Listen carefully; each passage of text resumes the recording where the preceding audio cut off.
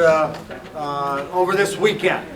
We're very happy to have our Cuban guests here, a good-sized delegation from the embassy in Washington, from the mission in New York of the United Nations, and a delegation of women and others led by the FMC and ECAP that is here for the CSW 67, Commission for the Status of Women, activities at the United Nations. This gives us the opportunity to organize a bigger gathering, which we've done and which today is the last session of, for the Cuba Solidarity Movement, anti-blockade movement in the United States, which I think was registered in the weekend's activities, is growing and expanding our activities on many fronts. That's what we want to register today in this discussion. The folks in the room here and online really represent our core activists in our coalition that we're building across the U.S., Canada, and the Caribbean, this hemisphere, and internationally. It's a coalition of organizations and activists united in fighting the blockade. So in a few minutes, we're going to open up a general discussion on the plan of action that hopefully people will have seen. And we're going to start with a few video solidarity messages. And I believe the first one is from the Ambassador Lianis Torres Rivera. We played it last night at our Great Solidarity Rally, but we only heard the audio. And now I'm going to turn the program over to Allison, and she'll introduce this and the other videos, and then we'll start our discussion. Thank you. Thank you, everyone, and thank you, everyone joining online.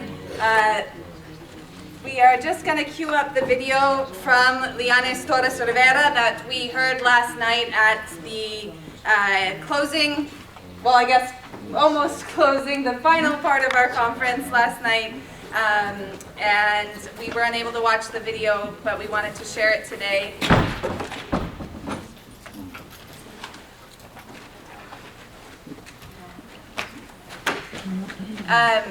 We just are just setting it up here on the screen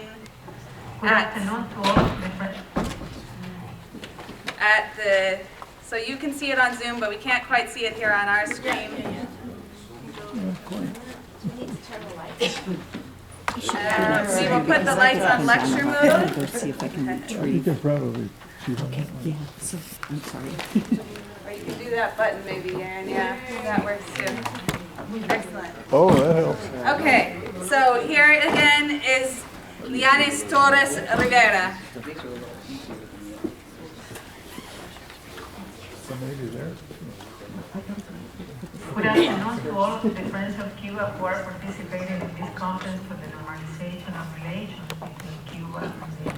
First of all, I would like to thank the organizers of this event, which have become a benchmark for unity and the tireless work carried out by solidarity groups in the US. Your daily struggle to demand an end to the blockade against my country, against the maintenance of Cuba on the list of countries responsible of terrorism, and against all hostile measures that continue to cause huge damage to our people is today more important than ever. Your efforts to promote resolutions for labor unions, city councils, and political organizations send a powerful message of rejection on that hostile and genocidal policy, and represent millions of voices calling for the improvement of relations between both nations.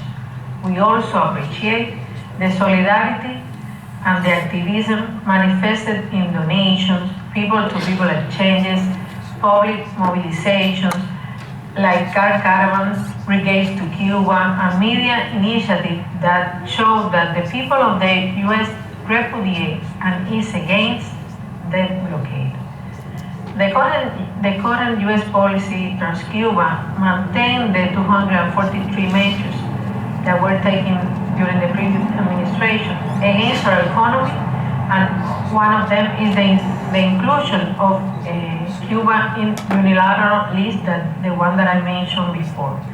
The main pillar of this policy of maximum pressure is the reinforcement of the blockade, which seeks to generate a situation of permanent crisis in search of a social outbreak. During the most difficult moments of the pandemic, we have to say that, and Cubans we always remember, U.S. measures hampered our ability to purchase even the most basic goods, such as medicines, which had a huge impact on the life of ordinary Cubans. Dear friends, President Biden promised to his own supporters that he would return in large part to Obama's Cuba policy and lift restrictions on the Cuban people. He, so far, has not fulfilled that promise. We urge our friends in the U.S. to continue this battle. You are the voice of Cuba in this country, and I want you to know that the Cuban people are grateful for your efforts to guarantee a better future for our countries. So, once again, thank you for inviting me here today, and I wish you all the success for this conference. I'm sure it will be like that. Thank you so much.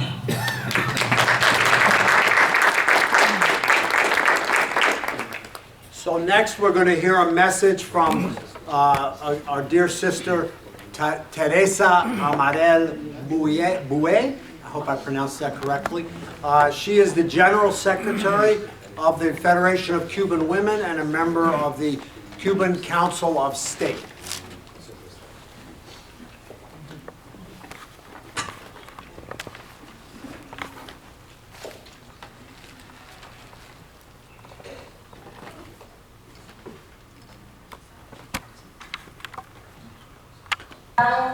En la Conferencia Internacional de Solidaridad con Cuba. Un abrazo inmenso y ante todo el agradecimiento por ese empeño, por esa lucha, por esa comprensión de la realidad cubana. Cada visita que realizan a nuestro país se van convencidos de haber palpado la realidad del pueblo cubano. Bloqueo que está recrudecido en los últimos tiempos y que las medidas que se adoptan cada vez nos ponen en una situación mucho más compleja, pero que el pueblo cubano ha sabido resistir y el pueblo cubano sabrá vencer y el pueblo cubano sabrá saltar todos los obstáculos que el bloqueo nos impone. Las mayores afectadas con el bloqueo somos las mujeres cubanas, porque está naturalizado que somos las mujeres las que nos dedicamos a las labores del hogar. Por tanto, tenemos que enfrentar ese cruel bloqueo en nuestros centros laborales, en las escuelas de nuestras hijas y nuestros hijos, pero también en las labores domésticas que tenemos que enfrentar, donde cada vez tenemos el problema de la escasez de recursos y de esas situaciones tan adversas. Además de eso, como si fuera poco, nos incluyen en listas y nos ratifican en listas de países terroristas, cosa que es lo más absurdo que pueda haber. Yo en este momento que quiero compartir con mis compañeras de la Dirección Nacional de la Federación y de otras organizaciones de la sociedad civil que están allá con ustedes, compartir este mensaje para que sepan que estamos eternamente agradecidas por la labor tan importante que ustedes realizan. Y aunque tengo el temor de que se me quede un nombre, seguramente se me va a quedar porque son muchos los que desde allí luchan por la situación que tenemos las cubanas y los cubanos. Quería reconocer a Ay y a Erin, ese matrimonio que tanto empeño ha puesto en contribuir con el pueblo cubano, que cada vez se generan más proyectos, que cada vez que visitan nuestro país compartimos las vicisitudes, pero también la resistencia heroica de nuestro pueblo, que es el principal protagonista de todos los programas que realizamos. ¿Qué decir de Will Walker, esa muchacha que ha seguido el ejemplo de su padre y que sabiamente dirige Pastores por la Paz, que han tenido que enfrentar grandes problemas allí en su territorio para poder apoyar al pueblo de Cuba? ¿Qué decir de la asociación de People Forum, que tanto también hace, al compañero Manolo y a todas las personas que trabajan con él? Le agradecemos infinitamente y les aseguramos que la Federación de Mujeres Cubanas y el pueblo cubano.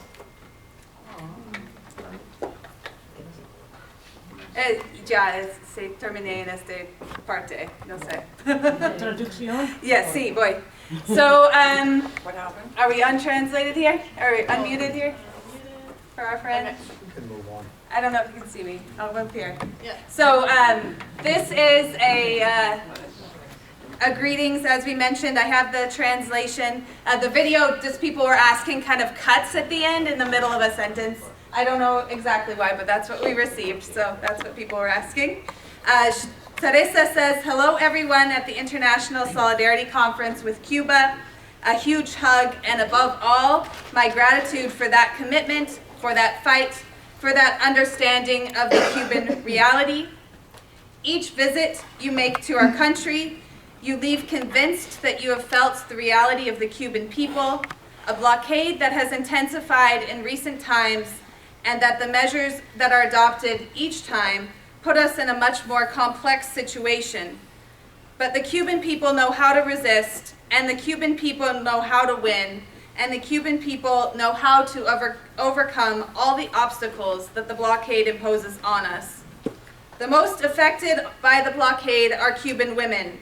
This is natural because we women are the ones who dedicate ourselves to housework and therefore have to face this cruel blockade in our workplaces, in the schools of our daughters and our sons, and also in the domestic chores that we face, where every time we have the problem of scarcity of resources and other very adverse situations. On top of that, as if it were not enough, they include us on lists and ratify us on lists of terrorist countries, which is the most absurd thing possible. At this moment, I want to share with my colleagues from the National Directorate of the Federation, referring to the Federation of Cuban Women, and other civil society organizations that are present at the conference with you, to share this message, to know that we are internally grateful for the important work that you do. And though I am afraid that some names will escape me, they will surely escape me, because there are many who fight for us from there, that fight to improve the situation that we Cubans are in. I want to recognize today a few who have put so much effort into contributing to the Cuban people, who are generating more and more projects, who every time they visit our country, we share the vicissitudes, but also the historic resistance of our people, who are the main protagonists of all the programs we carry out.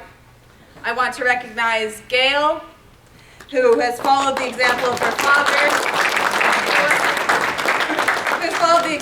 her father, who wisely leads Pastors for Peace, who have had to face great problems there in your territory to support the people of Cuba.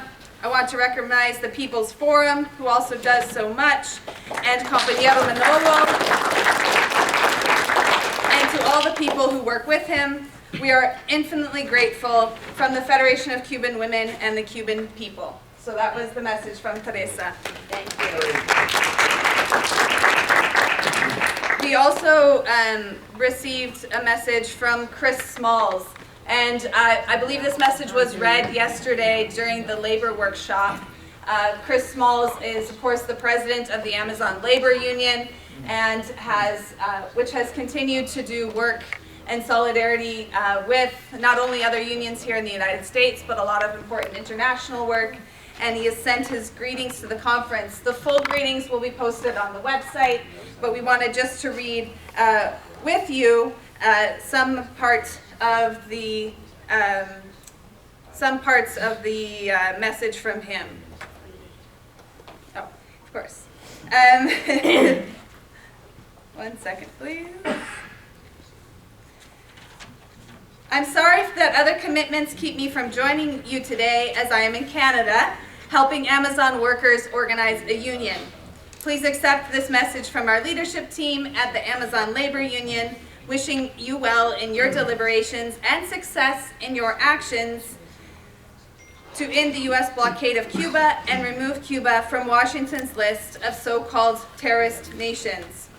The work you are doing shows the world the links between our government's domestic and foreign policies. The 60-year-long blockade of Cuba and the sanctions that Washington keeps piling on betray its hostility to any enduring conquests by working people here and abroad. Labor law in the United States is stacked against working people, as we have seen with the National Labor Relations Board stalling on recognizing the ALU JFK 8 for 9 months.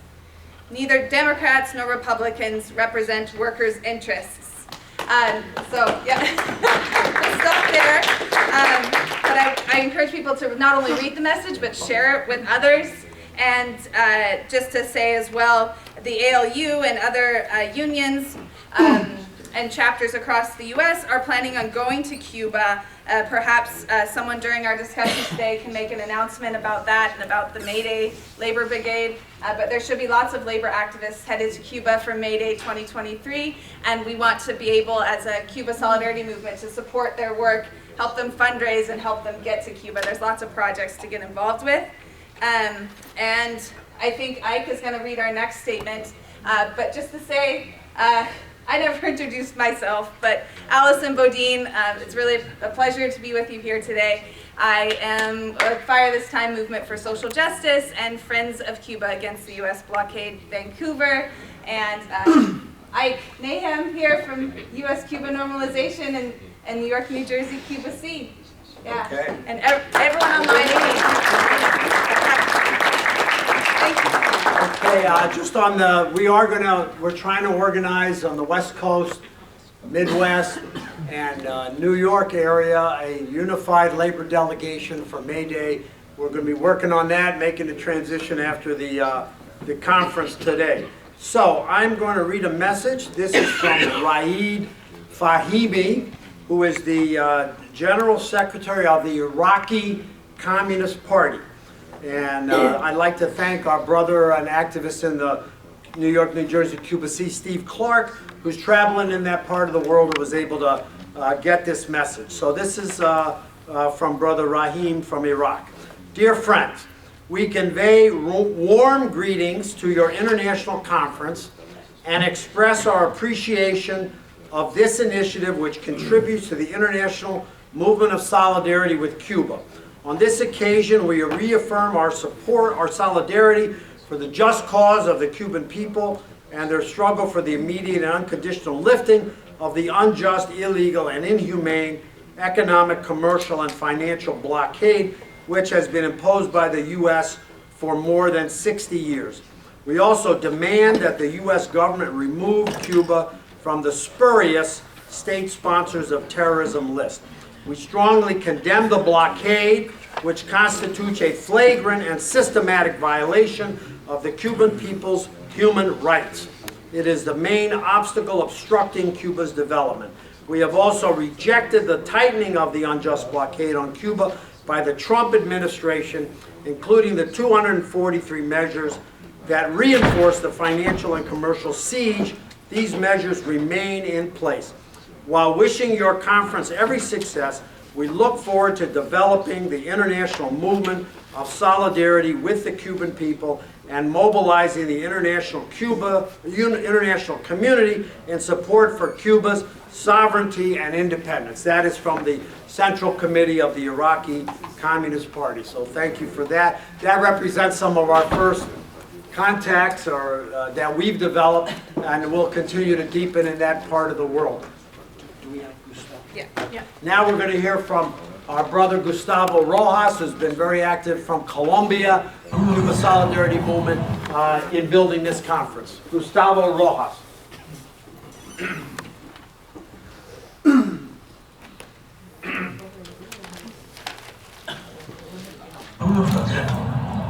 Compañeras y compañeros del movimiento global de solidaridad con Cuba, quiero ante todo dar un abrazo a los hermanos estadounidenses que se han ocupado de organizar este foro internacional para mirar de qué manera nuestro movimiento solidario puede contribuir de manera efectiva y decisiva en la finalización de la guerra criminal que los gobiernos despiadados de Estados Unidos han dado contra el pueblo hermano de Cuba por más de 60 años. Tenemos que decir basta ya, y decir basta ya como especie humana.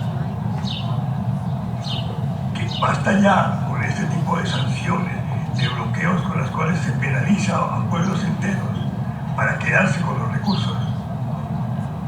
Basta ya, Estados Unidos, con el bloqueo criminal y salvaje contra el pueblo de Cuba. A nombre del movimiento colombiano de solidaridad con Cuba, llamamos la atención por la unidad global para terminar el bloqueo. Unidad global de los pueblos por encima de los propios gobiernos. Queremos además una militancia pacífica, organizada, a nivel del mundo, que rechace todo tipo de injusticias.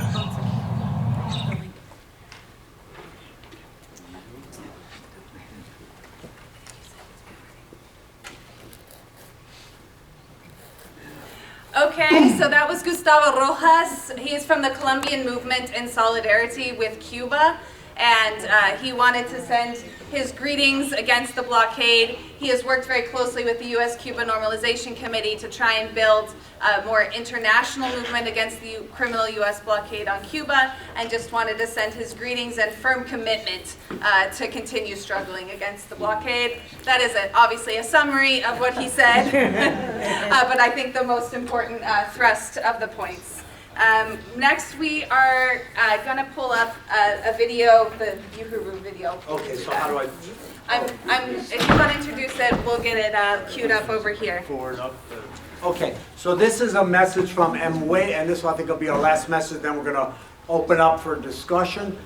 This is from Mwesi Odom, who is with the African Socialist Socialist Party. African People's Socialist Party, sorry. And they were recently, along with we're going to hear later on from Sister Solimar from the Puerto Rican Solidarity Committee, they were raided by the FBI because of their Cuba solidarity and other activity. And this is a message from Mwesi.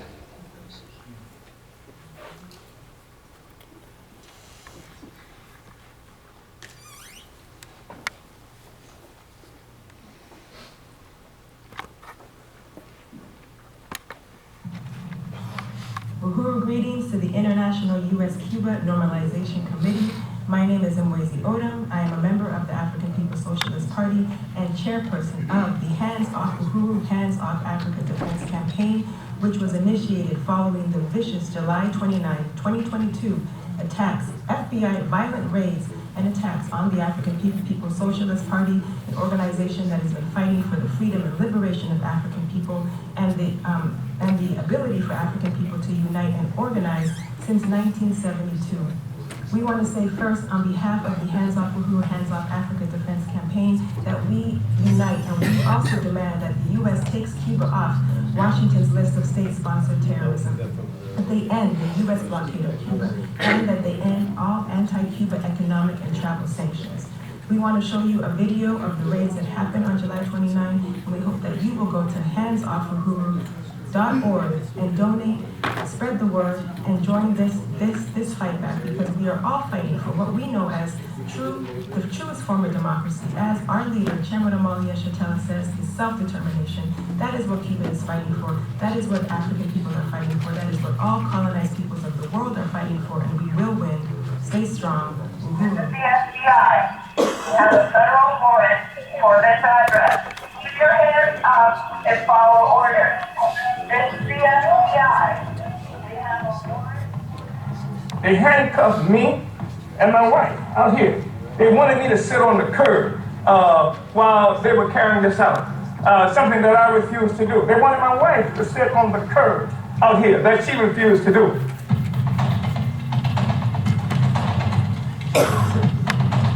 As I was coming out, this big old drone met me.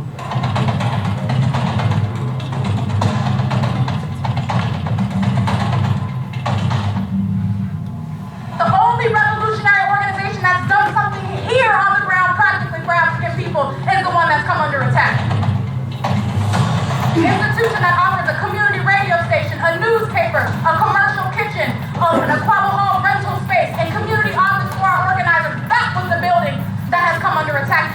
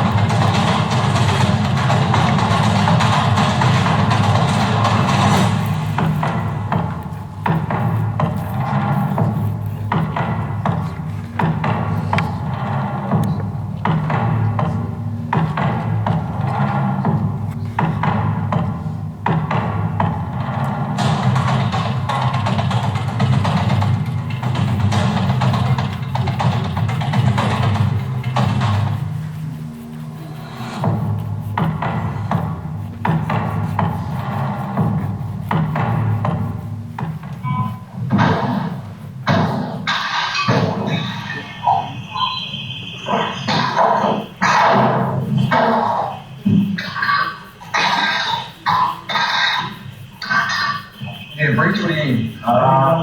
What? I don't know. Total Beverly, right? Oh. Thank you.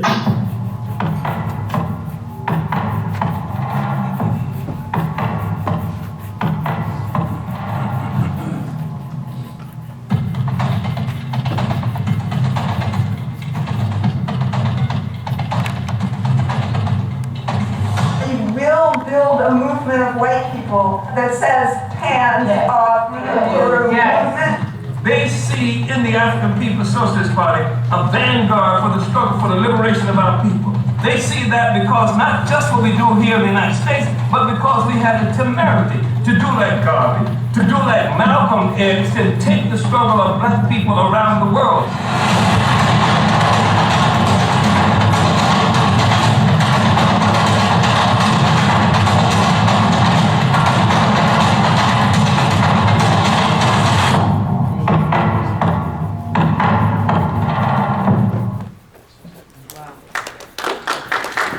Thank you so much.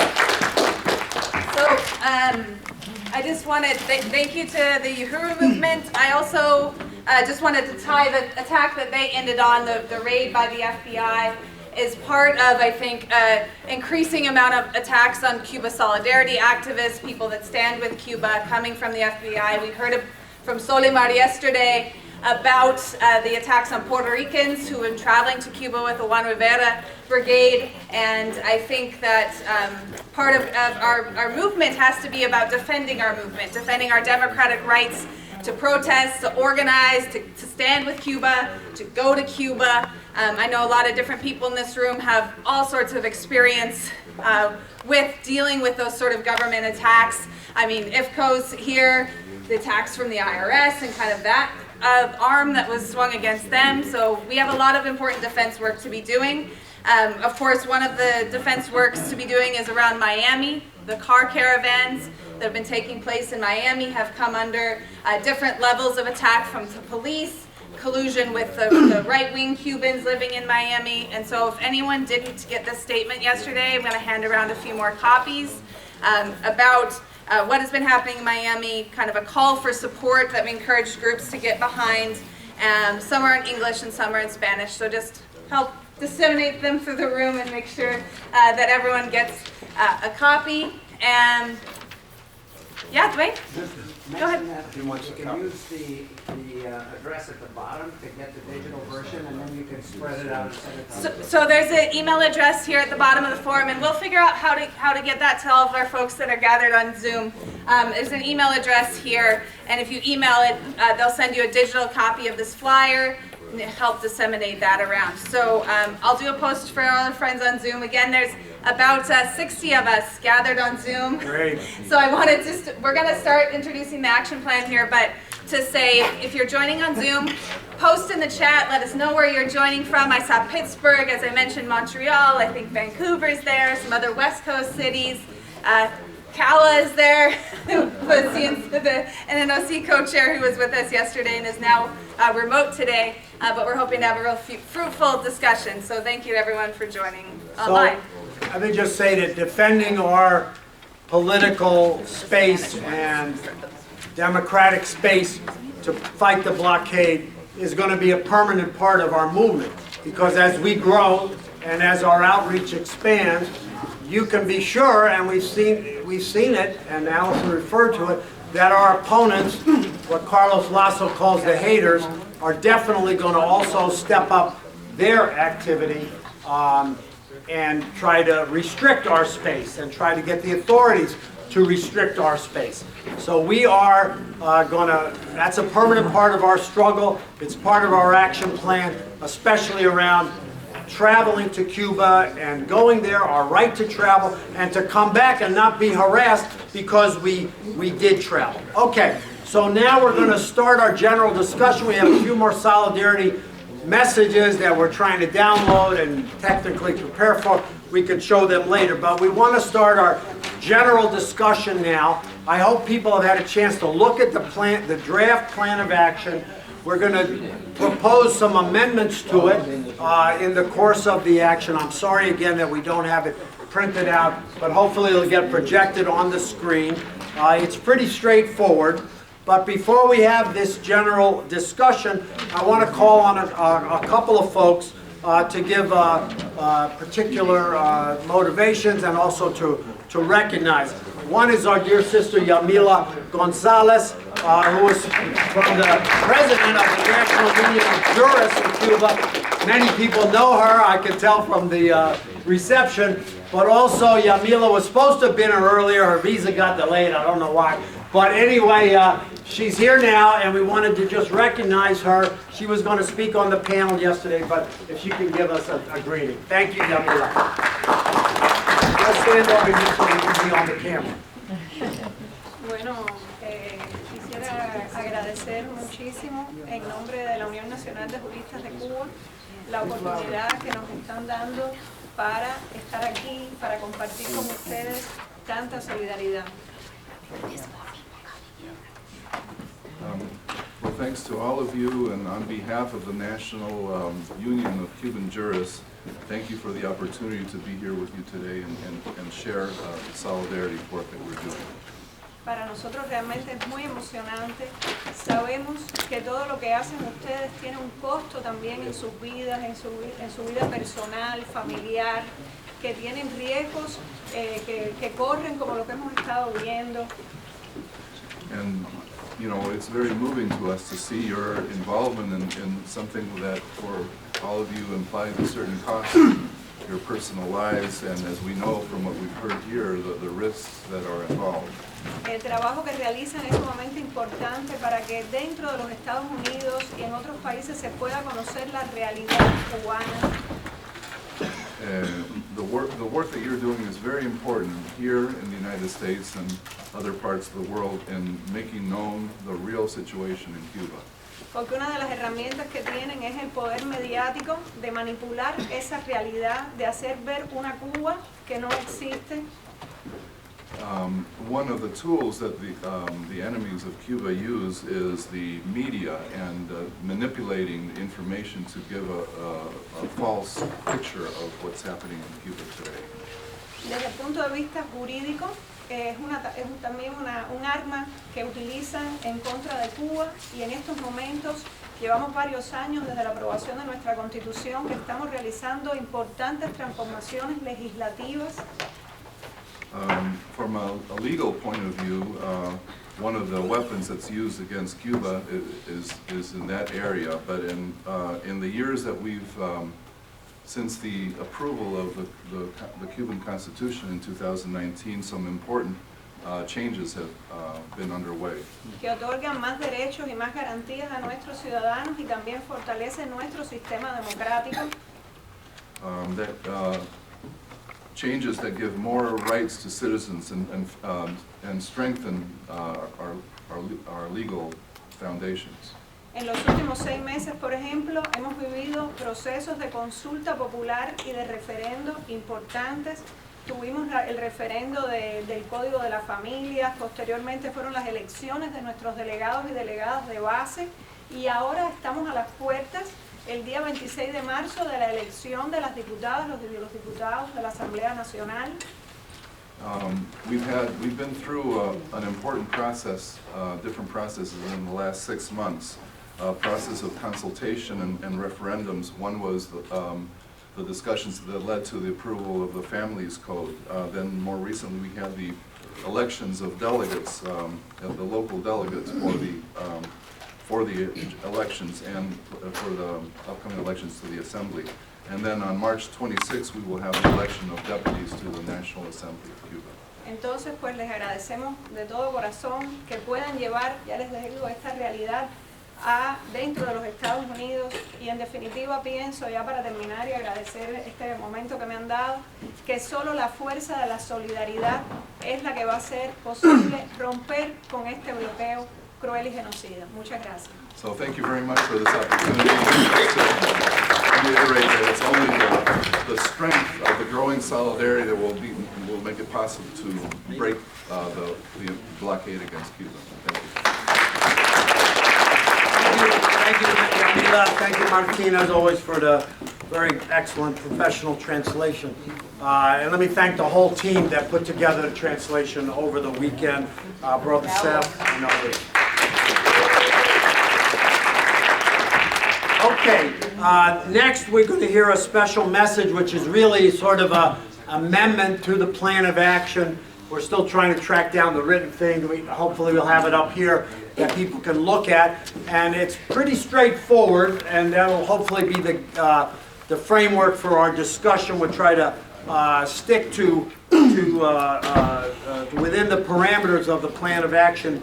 In our discussion, we're asking people to try to keep within 2 or 3 minutes in their presentations and in the discussion and with that focus. But before we get into the general discussion, I would like to call up our two sisters, key stalwarts of the movement for many, many years, Sister Gail Walker and Sister Cheryl Labash, that are going to come up here and give a motivation for an initiative that I believe is centered in Europe around a tribunal. That's something that's going to be brought before the European Parliament, and it's an activity that ECAP is strongly supporting, and that we want our movement along the principles that we're trying to establish, that we support each other's initiatives on the many fronts against the blockade. So please welcome Gail and Cheryl.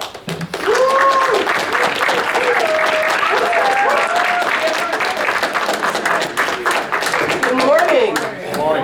I'm trying to project. I'm a little congested, but no COVID.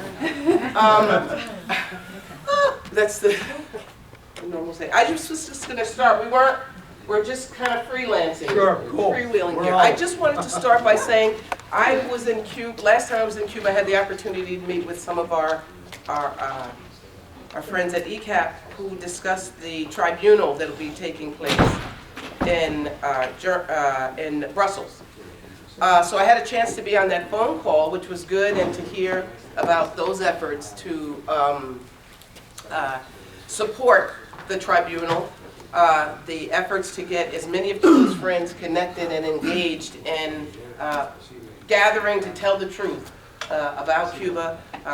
We'll have a jurist and a jury and an opportunity to talk more expansively about the blockade. So that's one thing that has already happened, and we want to encourage participation of all of Cuba's friends in supporting that tribunal that will be taking place in Europe, but they are always encouraging the support of friends here in the US who can really talk about the impact of the blockade, because after all, that blockade is the result of the US government's doing. So that's one aspect that I wanted to share, and I want to make sure that we're all at least conscious of, and we'll continue to try to put word out through the NNOC about what's happening with the plans for that tribunal. And so our thinking was that it would be appropriate to include reference to certainly the tribunal in our final declaration, as well as I'm pointing to you, as well as I borrowed. Thank you. Somebody's. It's going to take support activities. It isn't just putting our name on paper. Will we join in the monthly activities that are proposed from Europe? Will we include that with our plan of work? I think we need to do that. I know that when we fought to free the Cuban Five, one of the most effective things that happened in Washington when we did lobbying over the issue of the Five being released, we went to the offices and they said, oh yeah, the Cuban Five, thanks for your time, you know. Then they looked through the package the first time we went, and they saw a letter signed by parliamentarians. They said, oh, can we have a copy of that? And we said, oh, okay. You like that? We're going to bring parliamentarians from Europe, from Mexico, from all around the world, whoever can come, and we're going to have them walk the halls of Congress with us. So, I mean, it's a way that we can strategize together. And that is why this tribunal and the activities leading up to it and after it are so important for us, because our critical need is to find the leverage against the the Biden administration, and get him to act and take Cuba off the SSOT and build a movement against the blockade as a whole. Yeah. Amen. Amen. Amen. Amen. Amen. And also, I think it's important. On March 28th, there will be the launching of the Unblock Cuba campaign. Many of us have been using that hashtag, Unblock Cuba. But there will be an actual official, I guess, launching of the campaign that will take place in Germany. Our dear friend Fernando Gonzalez York will be there in Germany on March 28th to launch the campaign. So that's something we also need to be, I think, conscious of. I would suggest, I mean, certainly we can video it. We'll broadcast it. I like that. Number one. Number two, that we all need to be conscious of on March 28th, if you do nothing else, right? If you do nothing else, I don't care if you know about hashtags or Twitter, find somebody with a phone, and we should all be trying to flood the social media networks with that message, Unblock Cuba. So that's another piece that we want to encourage and incorporate into our final declaration. Well, I think that's going to be no controversy about that. So let's get a general round of applause and consensus that the final document that we produce out of this conference and this final closing plenary will include wording in support of that we'll get the sisters from the NNOC to write the exact wording. We'll incorporate it, but unless it's widely at variance with what was just motivated, we're going to have that in the final declaration. That's great. Is there any other discussion just on this thing? Did you want to say anything, Sandra, or about to motivate this? Okay. Okay. Oh, just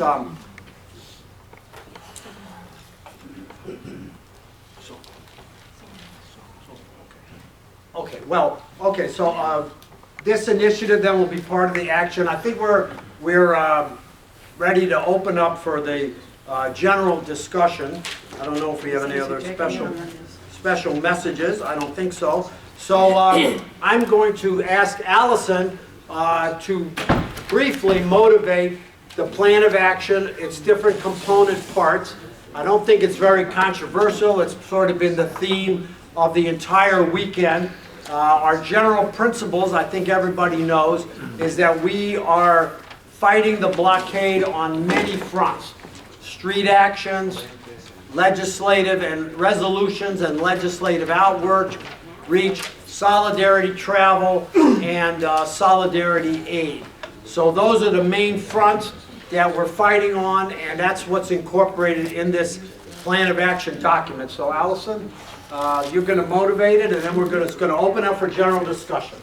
Thank you, Ike, and to Cheryl and Gail for making that important addition. Sorry, just our blocking for the cameras. I gotta see where we're standing, if it's okay. But we put it up on there. That's probably quite hard to read, so we'll put it bigger when I'm done just kind of motivating it. I wanted just to say that, a group of people out of the U.S.-Cuba Normalization Conference Committee over the last, month or so have been putting together this document, not as an exhaustive list of every action we want to take united in solidarity with Cuba, but of the most kind of broad and important points that we can unite around in the coming period.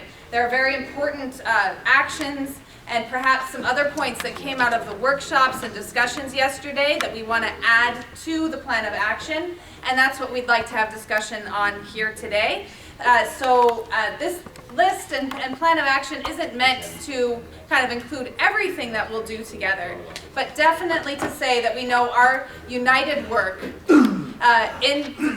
against the U.S. blockade on Cuba, demanding that Cuba gets removed from the state sponsors of terrorism, putting an end to the travel ban. These are our main campaigns in the coming year that we want to coordinate together, not only in the United States, but in Canada and internationally. And how can we do that? Well, we can do that by looking at this plan, thinking about its various aspects, from street actions to work in the digital space, to the all-important, as we've talked about already, support in defense of our Cuba Solidarity movement. So you will see points in there about supporting the Puente Stay Amor monthly car caravans, which take place on the last Sunday of every month. You'll see points in there about possible upcoming actions and on October 6th that we talked about yesterday around the anniversary of the Air Cubana bombing, and a few other points, but we wanted to unite around the 3 demands that we gathered for this conference, that we've been talking about so far, that we've been sharing with our sisters from the Cuban Federation of Women and hearing about their experiences, and so that's what we're here to do today. So the discussion, we're going to do our best, because like I said, there's all of us here in this room, and there's people online. So to say for everyone joining online, we will have an opportunity for you to make, of course, written comments, but hopefully video comments as well. We just have to make sure that all works out. So if you're gathered and you have something you want to add or suggest, please do so. And put up your hand. We'll be in touch in the chat. And also to say that if you want to speak here in this room, I will go ahead and moderate through that. And we just want people to try and keep their comments to 2 or 3 minutes, and work on some concrete language to add to this united plan of action. So I think we're good, right? Yeah, thank you. Okay.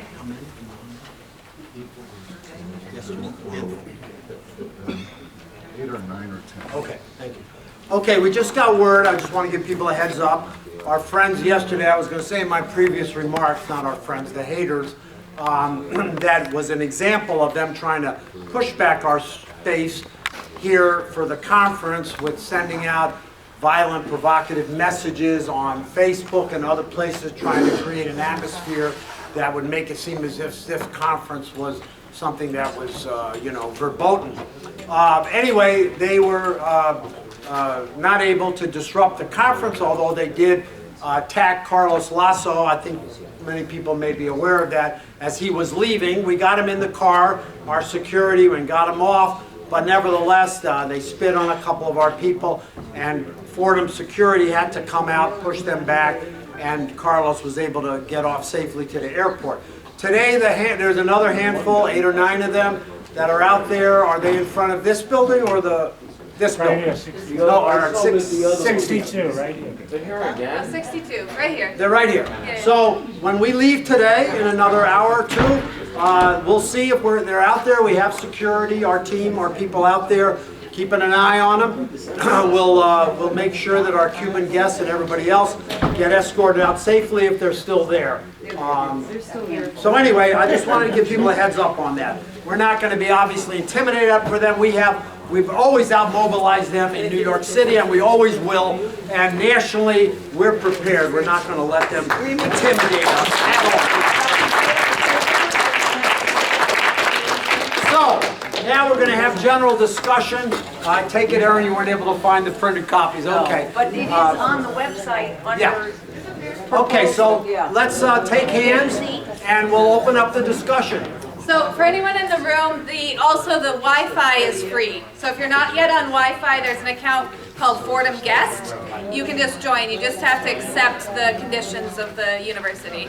So join that, and if you go to the website, you can find the action program there.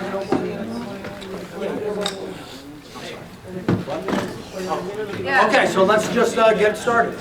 Yes. Diane, did you want to say something? I do. Okay, Diane Stradling, Portsmouth, and she's sort of at-large East Coast agitator from different cities. Just led a delegation, a witness for peace to Cuba. Diane Stradling. Now I don't have to introduce myself. Thank you. So I co-moderated with Shaquille yesterday the travel panel, and we have lots and lots of work to do.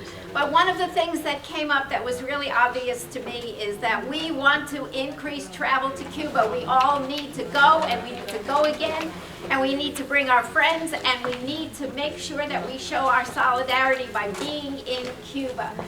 One of the things that I noticed at our panel is that we have a lot of organizations that are traveling to Cuba. And I wonder from the perspective of somebody who would like to go to Cuba, who would like to travel, how do they find us? What do they do to get, they Google and they look and they try to figure it out. Why don't we make it easier for them? Why don't we do something so that people can find, especially solidarity travel to Cuba? We want all kinds of travel, but we want to emphasize solidarity travel to Cuba. How can we do this? So I wrote up something to add to the plan. I was hoping to have it at our panel yesterday, our workshop yesterday, but we ran out of time. So I'm hoping that you'll consider this. This is what I'm asking as an addition to our plan.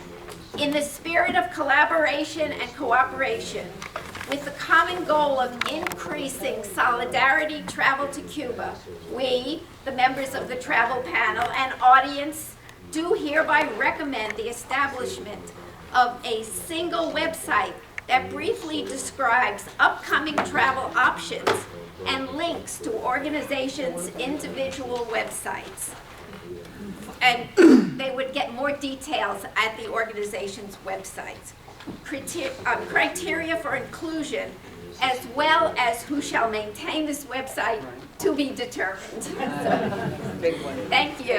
I was just trying, thank you, Diane. I think that we have a lot of support. I guess we have to figure out how we deal with things like that. I think that we don't have to go through Robert's Rules of Order and all that stuff, amendments and this and that. I think most of these things we're all going to pretty much agree with. So I think maybe as they come up, we can ask the drafting committee to incorporate that concrete proposal into the thing. Does anybody want to speak specifically to that? Go ahead. Right Yeah, here. I'm just curious. Introduce yourself. Oh, sorry, Sky O'Toole, she, her pronouns. Oh. You can come up if you like. I'll But this just is stand up actually here. just on this point, or you can speak. Yeah, on- just okay. on this point. Sky O'Toole, she, her pronouns, part of the Vincent Amos Brigade. I just wanted to ask, do you see this as like part of the NNOC website or like a separate? The new website has that on it. It's just not launched yet. Oh, awesome. Yeah, to be determined Okay, as far so, as yeah, what no, I'm website just would curious, go on. but I love the idea. So we will figure out the way to do that so that all of our movement can get easy access to all the groups that are going to Cuba that they can join in. Do we have agreement on that? We already Okay. have it. So, We already have it. all right, if we already have it, then that's good. Well, I'm not aware of it, so I Okay. think if I'm not. If that's already exists, then that means that okay. Okay, now we have other discussion, general. Sarah, come up, everybody can come up and then you'll be on camera and you'll be monitoring any questions from online. Sarah Loebman, I'm in the Socialist Workers' Party. One of the things I found very interesting about this conference is the confirmation of what's opening up among working people in general. I thought Judy's comments last night, connecting the strike, and if any of you were out on those picket lines, I was at Mount Sinai. That was one of the most dynamic picket lines, no injunctions, hundreds and hundreds of workers at them.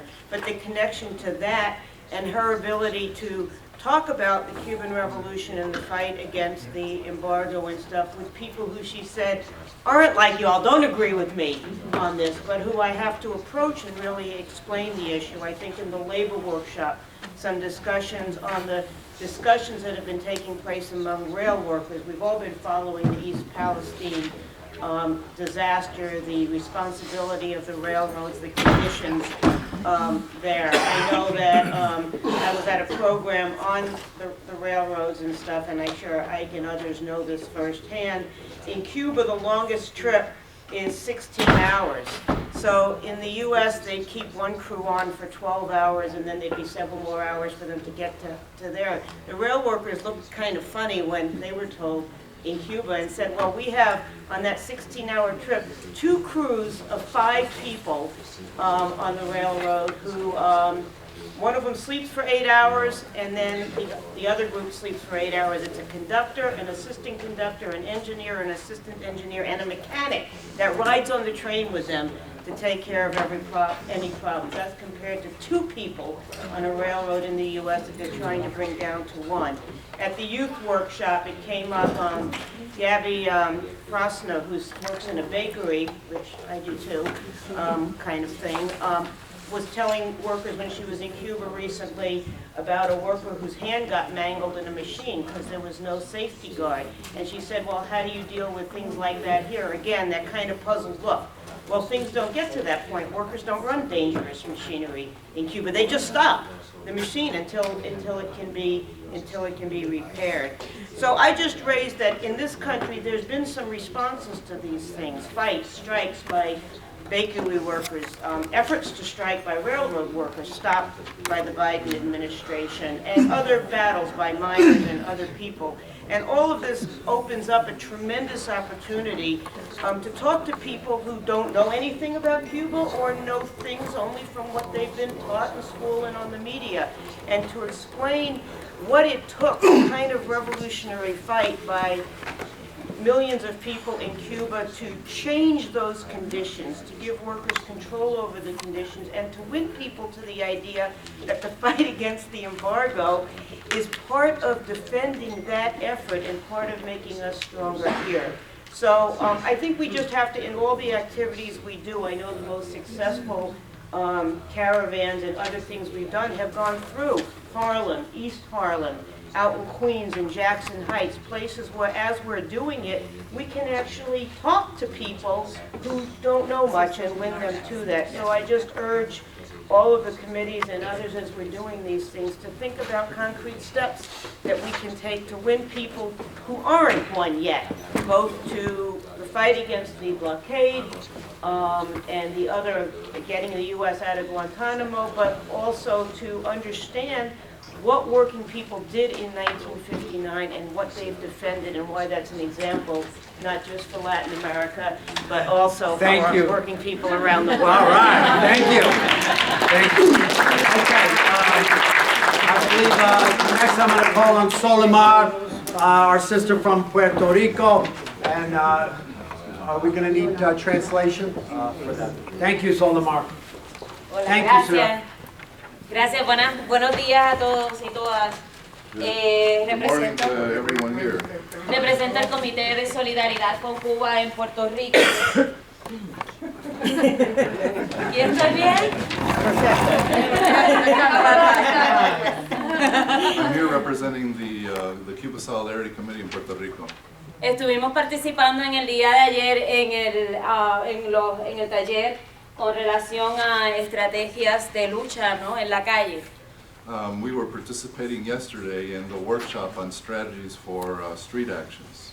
Y creo que es importante puntualizar en que nosotros, al haber sido, somos admirados por el FBI también y nos quieren mucho y siempre están pendientes de todo lo que nosotros hacemos. And I just want to emphasize one thing.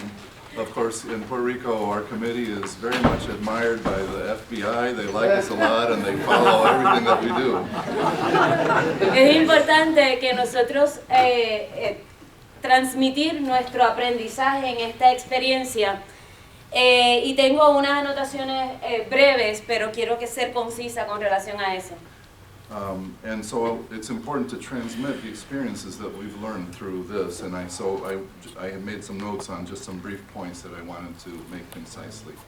Inicio con que debemos todos tener unas estrategias internas de cómo vamos a trabajar, cuál va a ser nuestro accionar en el momento preciso en donde están ocurriendo estos hostigamientos. One is to have an internal strategy developed and decide how we are going to respond at the time that we encounter this harassment. De que si nuestros líderes nos instruyen a que tengamos una línea de comunicación, si nos empiezan a llamar y nos instruyen a que no debemos decir nada, es literalmente no decir nada. If our leaders instruct us to have a line of communication on how to respond when something like this happens, for example, that the instruction be that we say nothing to the FBI, that we do that we say nothing to them. De que tengamos la capacidad de tener una comunicación internacional y nacional. Ejemplo de esto es que tan pronto nosotros comenzamos a levantar las listas de quienes habían sido contactados. Another one is to be able to have, to communicate both nationally and internationally. For example, when at the beginning, when we began to compile the list of who had been contacted by the FBI. Entonces nosotros tendremos una persona encargada de cómo se van a estar manejando todas esas situaciones y tener atención con cada uno de nuestros miembros.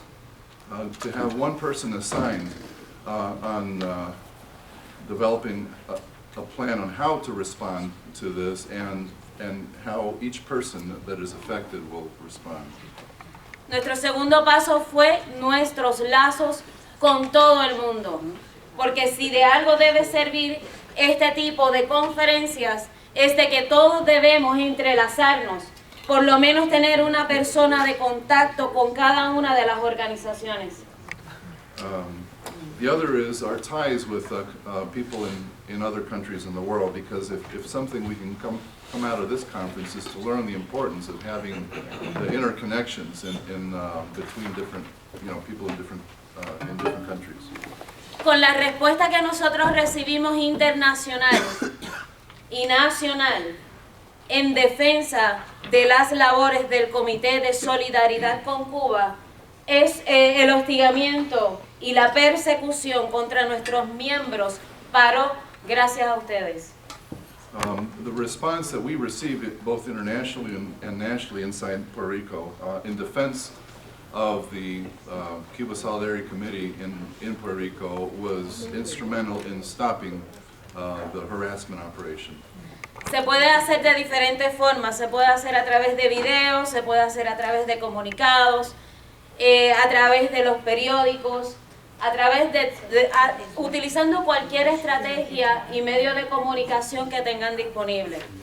And this can be done in many different ways to communicate to tell the truth about, through video, through communications, through newspapers, any means that we can to get the word out.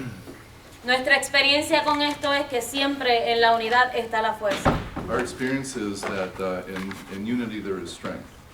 Así que quería aportar eso y me gustaría, ¿verdad? Desde Puerto Rico, nos gustaría que esto sea una oportunidad de aprendizaje y de crecimiento para todos nosotros. So thank you, and I just wanted to say this is our contribution to the discussion, and I hope we can learn together. Gracias.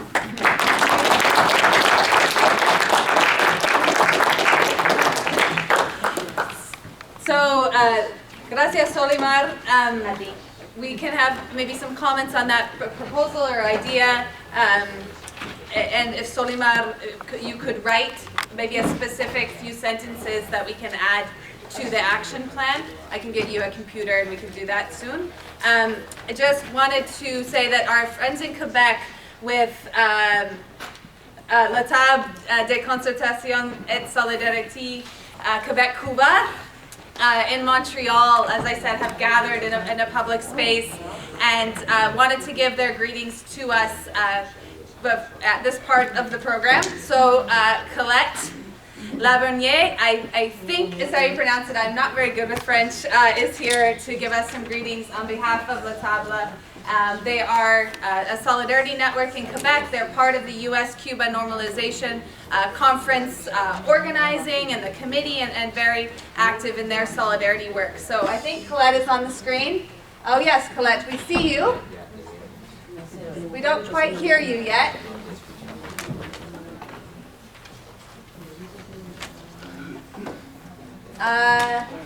We cannot hear you, Colette. 1 second. Colette, is she on mute? She's unmuted. Unmuted? She's not muted.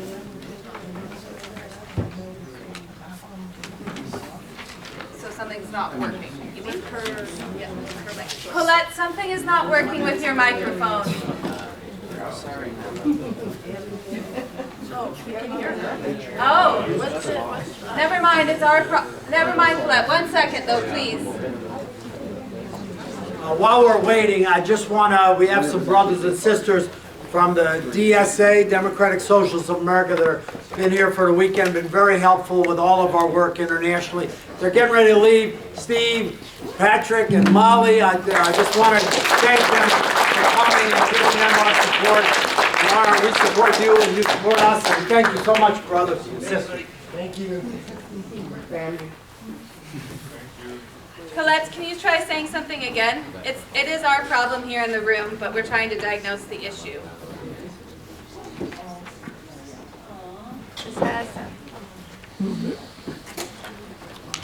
We cannot hear you, Colette. 1 second, please. While we're waiting, maybe we can start more discussion. We'll get this message in. Is there any other further discussion? Yes, sister over here. Would like to come up and... I'll stand up. Okay, stand up. Project. We don't have any mic. Project. One of the issues that I forgot the name again. Soledad. All right. All right. How's this? All right.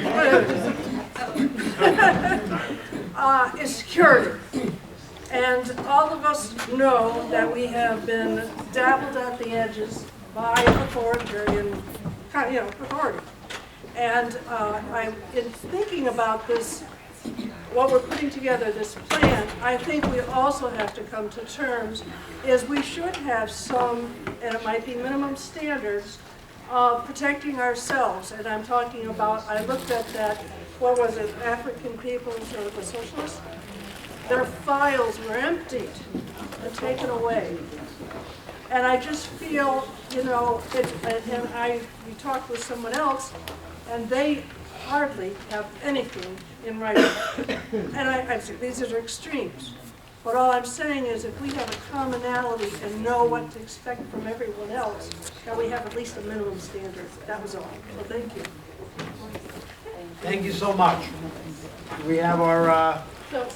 Okay, we can continue the discussion until we get it together.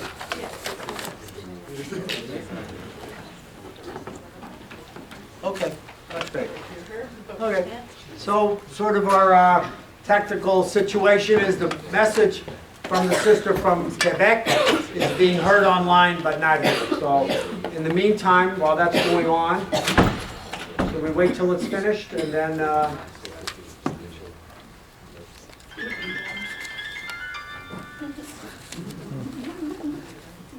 Go ahead. okay, so we'll take further discussion on any aspect of the action program. Yes, my brother, come on up. Can we ask people to identify themselves? I'm sorry? Can we ask people to identify Yes, themselves? I thought I did. Come on up and identify yourself.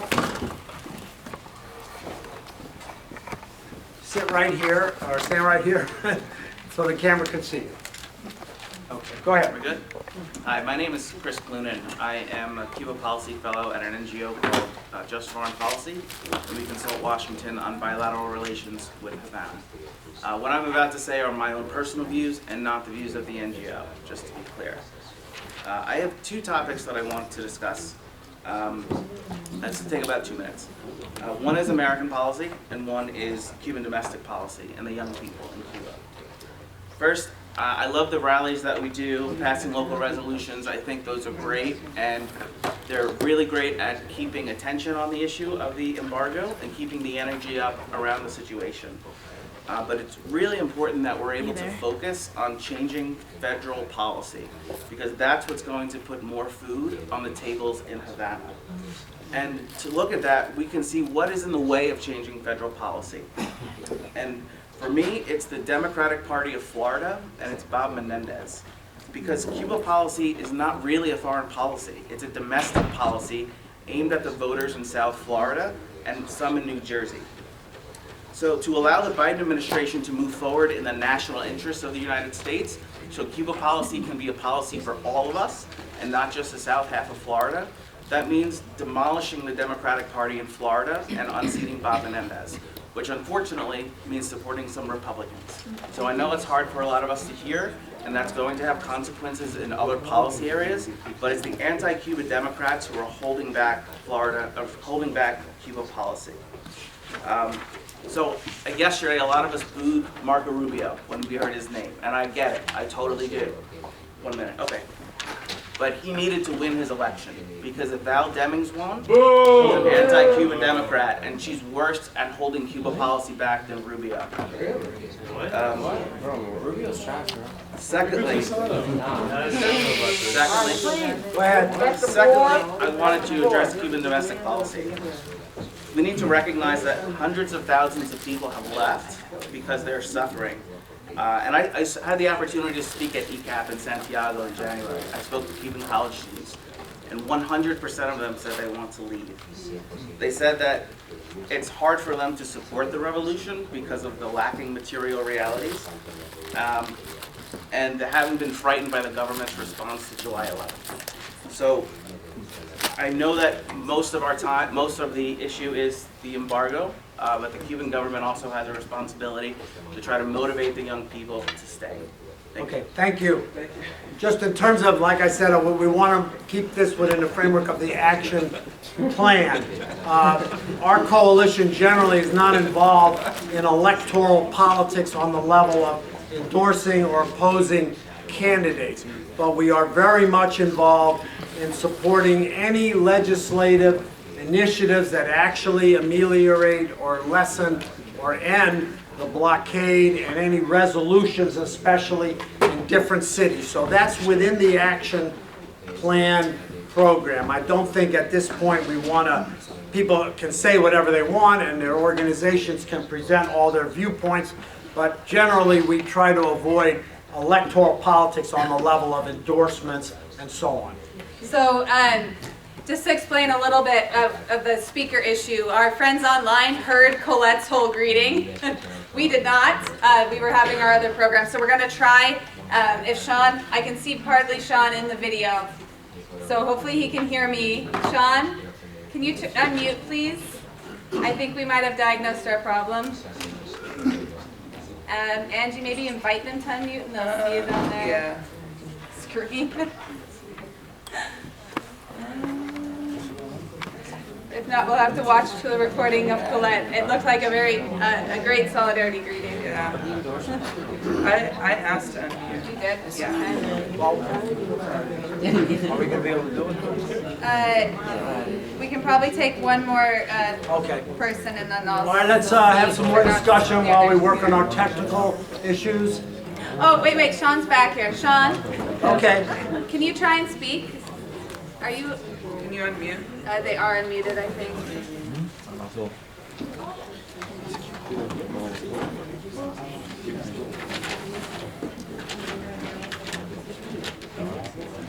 Okay, yeah, we still can't hear you, but everyone online heard Colette's greetings. We thank you very much, Colette, for that. We will try one more thing later, Sean. I'll be in touch and we'll try something else on my other computer here. Check. Yeah. Okay. Sorry. Okay, Go on. no problem. These things happen. All the way in the corner there, Dwayne. Brother come on down. Dwayne came all the way from Phoenix.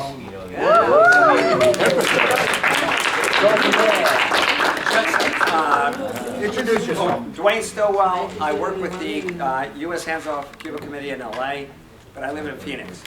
And in Phoenix, I'm trying to get things started. And I just want to tell you what's happening in Phoenix as an example of things that we might try more broadly. The number of Latinos who vote in Phoenix has doubled in the last 10 years. And it's only growing faster. There's a lot of organizations in the Phoenix and in Arizona, in the Phoenix area, that are organizations with a very long history in the United States, but that have stopped functioning really very publicly or politically. One of them is LULAC, the League of United Latin American Citizens. that is, it still has members, it still meets, but they don't really do much. Then there's MECHA, the Movimiento Estudiantil Chicano de Aztlán, that's been there for a long, I mean, it has a long history of political activity in the United States. Now there's more doing social service things. And then the students, like a group of Buddhist students at Arizona State University who asked me to speak. What do they want to hear about? They want to hear about Cuba. They want to hear about, Marxist ideas. They want to hear all kinds of things. So they've scheduled me to speak again. They asked me.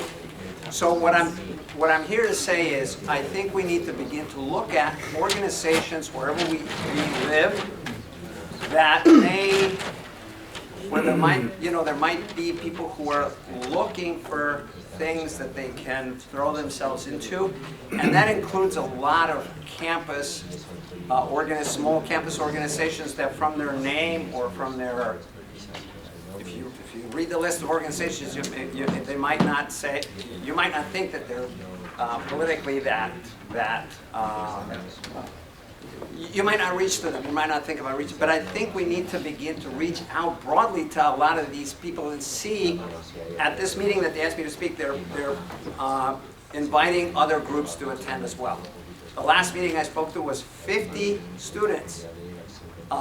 These are not small meetings, so I think if we make an effort on campuses and look around at organizations that may have stopped being very political, but they still have political people within them, we might be able to get people together to discuss this issue, getting Cuba off the list and ending the blockade, and they might be interested in attending. Young people in Arizona are really looking for ideas. And I think that's, this was a red state that is now just undergoing a big change. A lot of Latinos are running for office. This was where Judge Arpaio did his thing and got a lot of people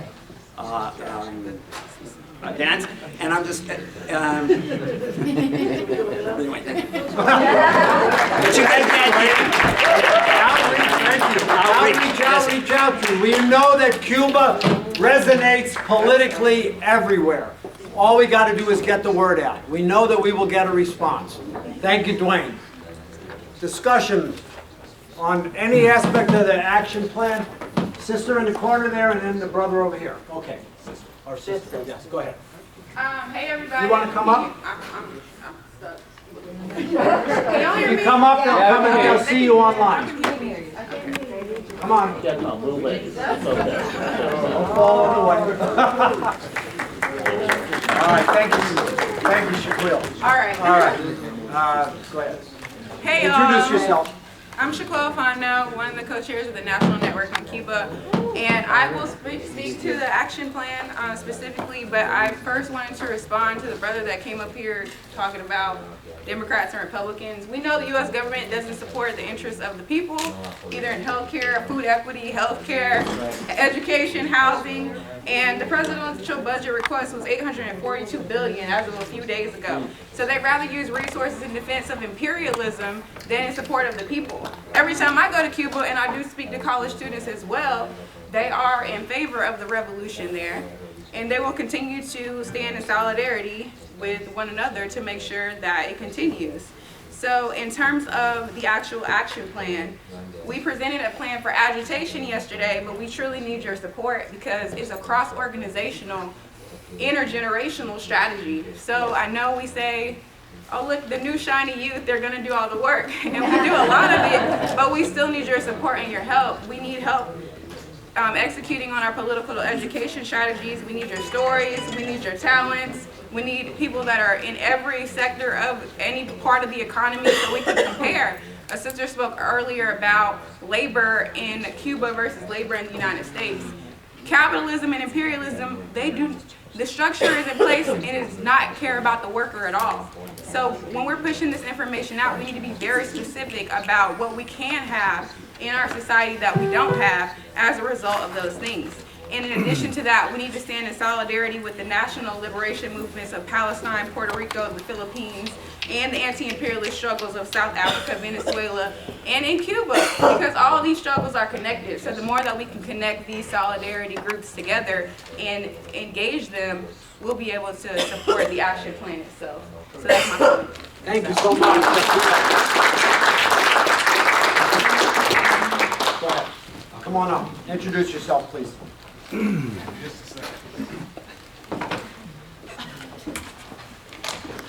Hi, my name is Cameron Stringfield, she, her pronouns. I'm from Eugene, Oregon. I'm the National Director of the People's School for Marxist-Leninist Studies, as well as a representative of the Party of Communists USA. I just wanted to give kind of a question and maybe an idea here about the action plan. I'm curious about the educational aspect of it. With the People's School, we're an educational organization, and so I'm wondering what educational organizations can do to help this campaign and really teach people about what's been going on with the U.S. imperialist antagonisms towards Cuba and this blockade and how we can help out. Some of the stuff that we do is classes on the history of it.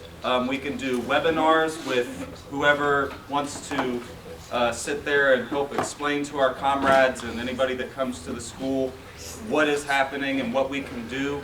So really I'm just coming up here to ask, what can educational organizations do to help out this campaign? Thank you. I just wanted to add, we have one class a week, 50 weeks a year. Now that one class is done twice a week, Tuesdays and Thursdays, and is open totally to the public.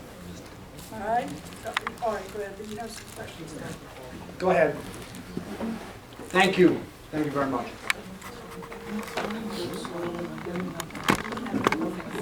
Thank you. Thank you, Kathy. You did it. Yeah, I got it.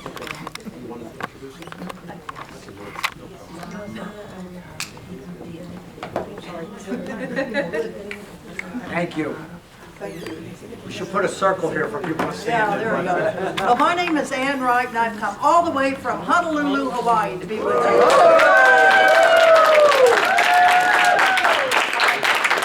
I'm a retired U.S. Army colonel. I'm a former U.S. diplomat. I resigned 20 years ago in opposition to yet one more of America's wars on somebody, and that was the war on Iraq. So I am here to say that we really want to make sure that we include in this plan of action closing of the Guantanamo naval base. Yes.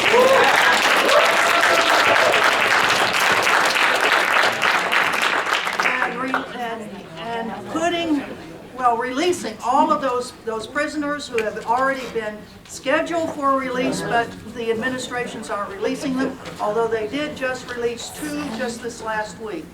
I've been very honored to be asked at various times to come to Guantanamo to speak at the Abolition of Foreign Military Bases conference that is now sponsored by ECAF, and I guess we'll have another conference probably next year. It'll be every 2 years. So I'll just mention that in Hawaii we have a huge military, huge military bases. And one of the guys that just arrived is a brigadier general who was the last commander of the Guantanamo prison. So I went to him at a meeting that we had on the poisoning of the drinking water of Hawaii because of the Navy putting jet fuel in a drinking thing. I went up to him, 1 minute, got it, we can do it. Went up to him to say, I've been working on this Guantanamo closing for a long period of time. And he said, I was too. I was sent down there to close the base. The military does not want the base, does not want the prison there. Most people in the federal government don't want it, but it's a political thing that you need to go talk to all your congressmen and women. So let's put that on the agenda for all the congressmen. I hated to cut off the sister here, but thank you so much and for coming. Let me just say, though, on the action plan, since we're not in front of us, we did discuss in the draft of it that although this conference was gathered around the 3 demands, SSOT, end the blockade, and end all travel and economic sanctions, we did add a sentence at the end, if people look at it, to include in future activities the demand of U.S. out of Guantanamo. So that, I think, is in the spirit of what the sister has asked. I think we've done that, and I'd like to see if there is consensus on that in this room, and if anybody objects online, that in our future stuff that we put out, that we want to incorporate the demand U.S. out of Guantanamo in that. Not Everybody just agree on close the that? base. Not just close the base. Yeah, U.S. out of Guantanamo. Got it? Everybody agree with that? Okay, so we're going to incorporate that.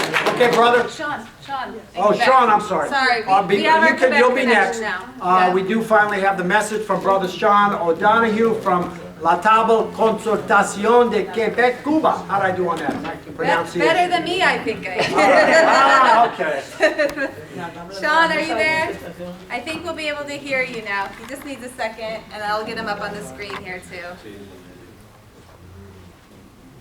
We're not used to doing these physical meetings, you know, after all the virtual stuff. Hi, can you hear me? We can. Hello? Hello? Okay, first of all, I'd like to introduce Anela from Hawaii, Kahuku. Let's go. Let's go for rope. Hello. She was very happy to see somebody talking about the base in Hawaii and things that she's very concerned with. For you, Colette Laval was our spokesperson. She spoke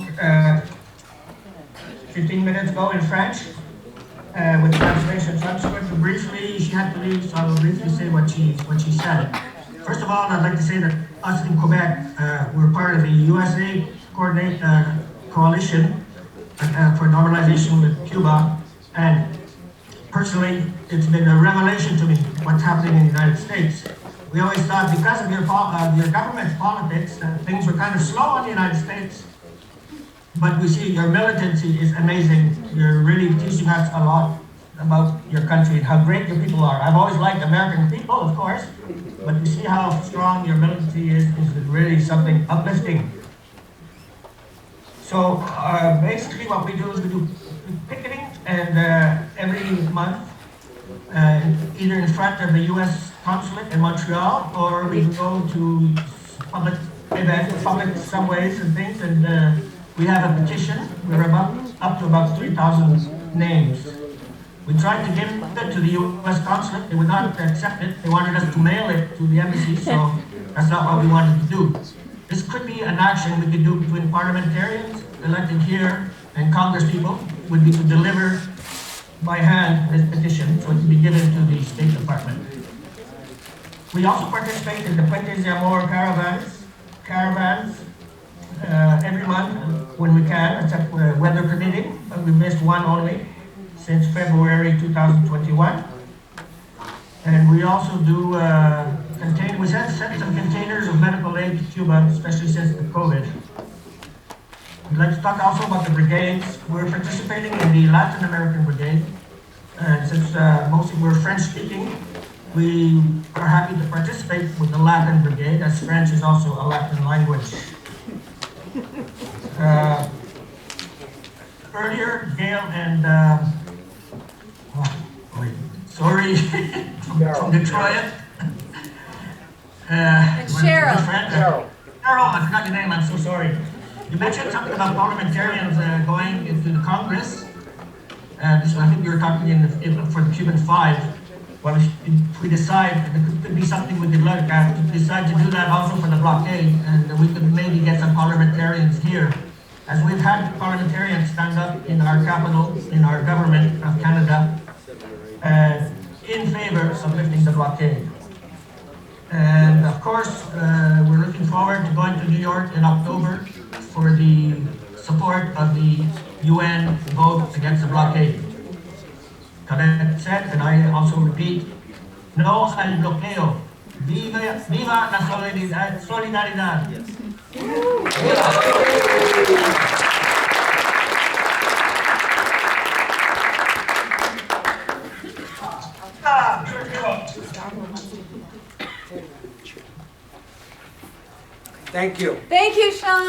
Thanks, Sean. Sorry about our technical issues. Okay, Thank you to we'll open everyone. up the floor again. Yes, brother over here.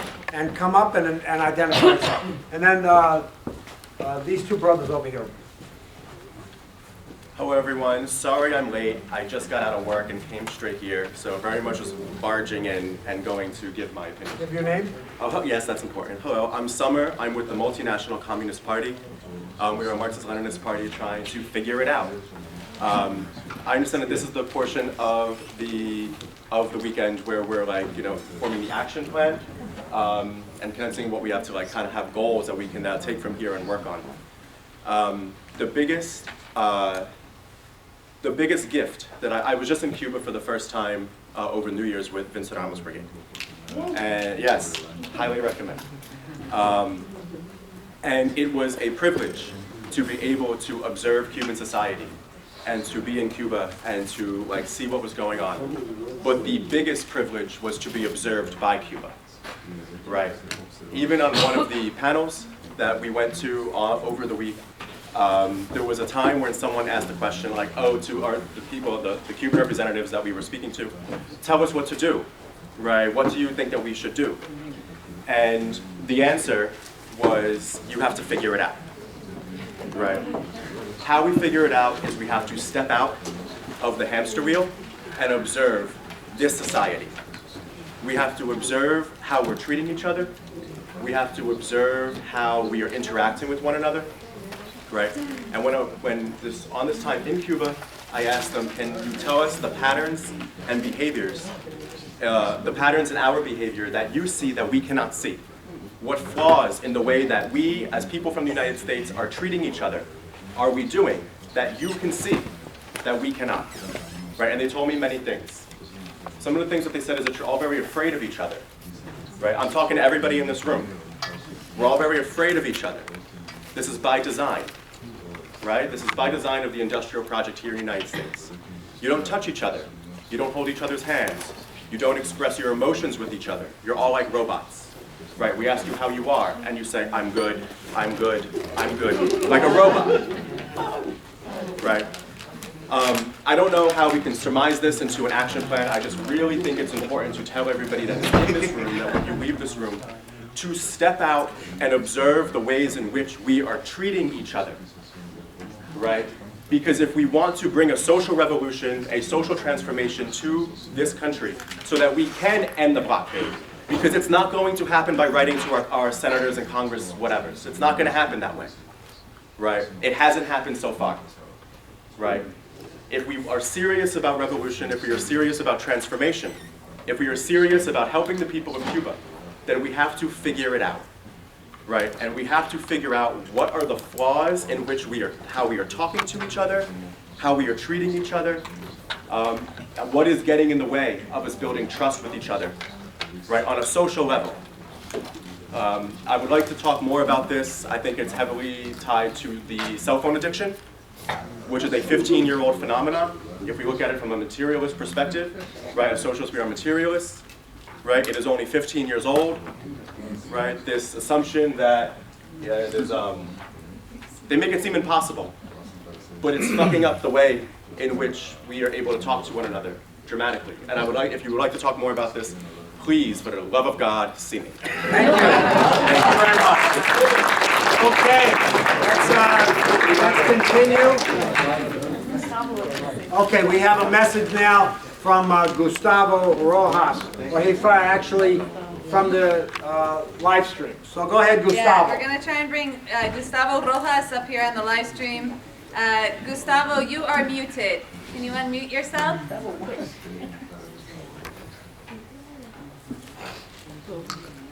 Oh. I think that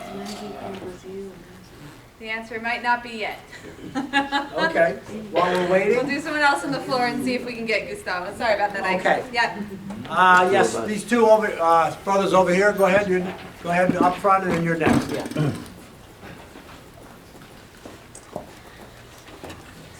Hi, I'm Richard Hobbs from San Jose, California. We came pretty far too. I'm the executive director of a nonprofit called Human Agenda in San Jose, California. We have a human needs-based vision, and DEC's values, values of democracy, equity, cooperation, kindness, which was the point of the last, and sustainability. So these values are the values that we think are significant and that Cuba incorporates. I want to talk to you briefly about what really has not been mentioned in the last 2 days, and that is the achievements of the Cuban Revolution. I think that part of the action plan should include the achievements of the Cuban Revolution. That's what motivates all of us in this room, and we haven't really talked about them in the last 2 days. I think a short presentation on the achievements of the Cuban Revolution would be powerful for all of us to take back. Human Agenda has gone to Cuba 6 times. We call them emulation tours because we are emulating many of the policies and practices in Cuba. For example, in Cuba, they don't sell guns. And here we have 400 million guns in the United States. In Cuba, there's no advertising, no corporate free, there are corporate-free elections in Cuba. There are many things that we can emulate. We have developed a 10-point PowerPoint presentation called "The U.S. Could Use a Little Cuba." And I think that we need to incorporate in the action plan the achievements of the revolution, because that will continue to motivate not only all of us, but other people to join our movement. Thank you. Thank you so much. I'm going to ask the brother to make that PowerPoint plan available, and we will put it on our website. We're always looking to incorporate educational activities that we think we do a lot of that. We did a lot of that this weekend to try to talk about the reality of Cuba. Our action perspective, of course, is to focus on ending the blockade. But if you send us educational material or anybody, we will incorporate that. We want to get that word out. We consider ourselves action and education. So, is Gustavo ready? It doesn't appear so. Okay. No. Brother right here. Yeah.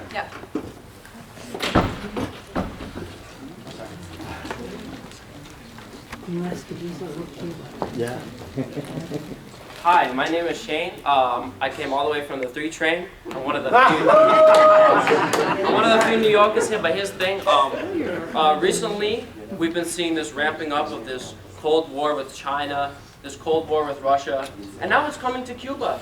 Now, the same thing that we saw with the Cuban Missile Crisis, Trump brought it back again. We're seeing Biden continue the same policies. Our enemy is not in Russia. Our enemy is not in China. Our enemy is in the United States. That's right. The working class of this country, I know someone brought up Marco Rubio, the working class of this country is not united around the DNC. We will never surrender to the Democratic Party. Because we are, first of all, we are the working class first, and we're anti-imperialists first, and we're not going to be co-opted by organizations which have an agenda to fundamentally keep America in the same way that it is. We're not here for nicer reforms or nicer capitalism or nicer exploitation. Socialism and anti-imperialism is the only way to rebuild America. Thank you.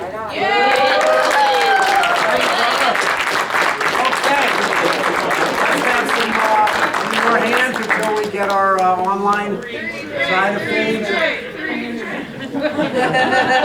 Sister over here, Erin, came all the way from Baltimore.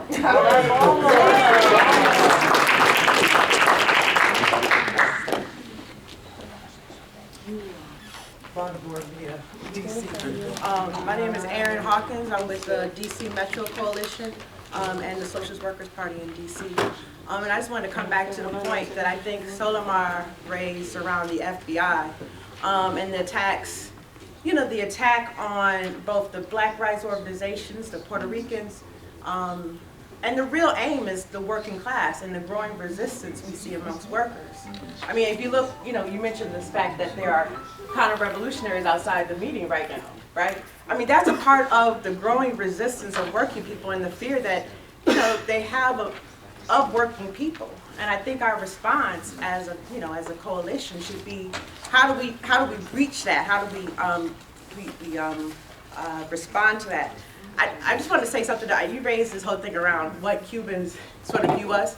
I think the real important question is, how do we view ourselves? You know, the growing combativity and confidence of working people is key. And we're transformed through social struggles, and we can see that transformation happening right now. We can see, you know, someone spoke to the labor struggles that are going on, where working people are being transformed. And that is how we're attracted more to a living example of the Cuban Revolution. And so I just wanted to say, you know, put that, because I thought that was important. Thank you, Karen. Okay, Gustavo. Gustavo. Hello? Hi. Yeah, we can hear you now. We can't. Yes, we can hear you. We cannot see you. Are you going to turn on your camera? Yes, yes.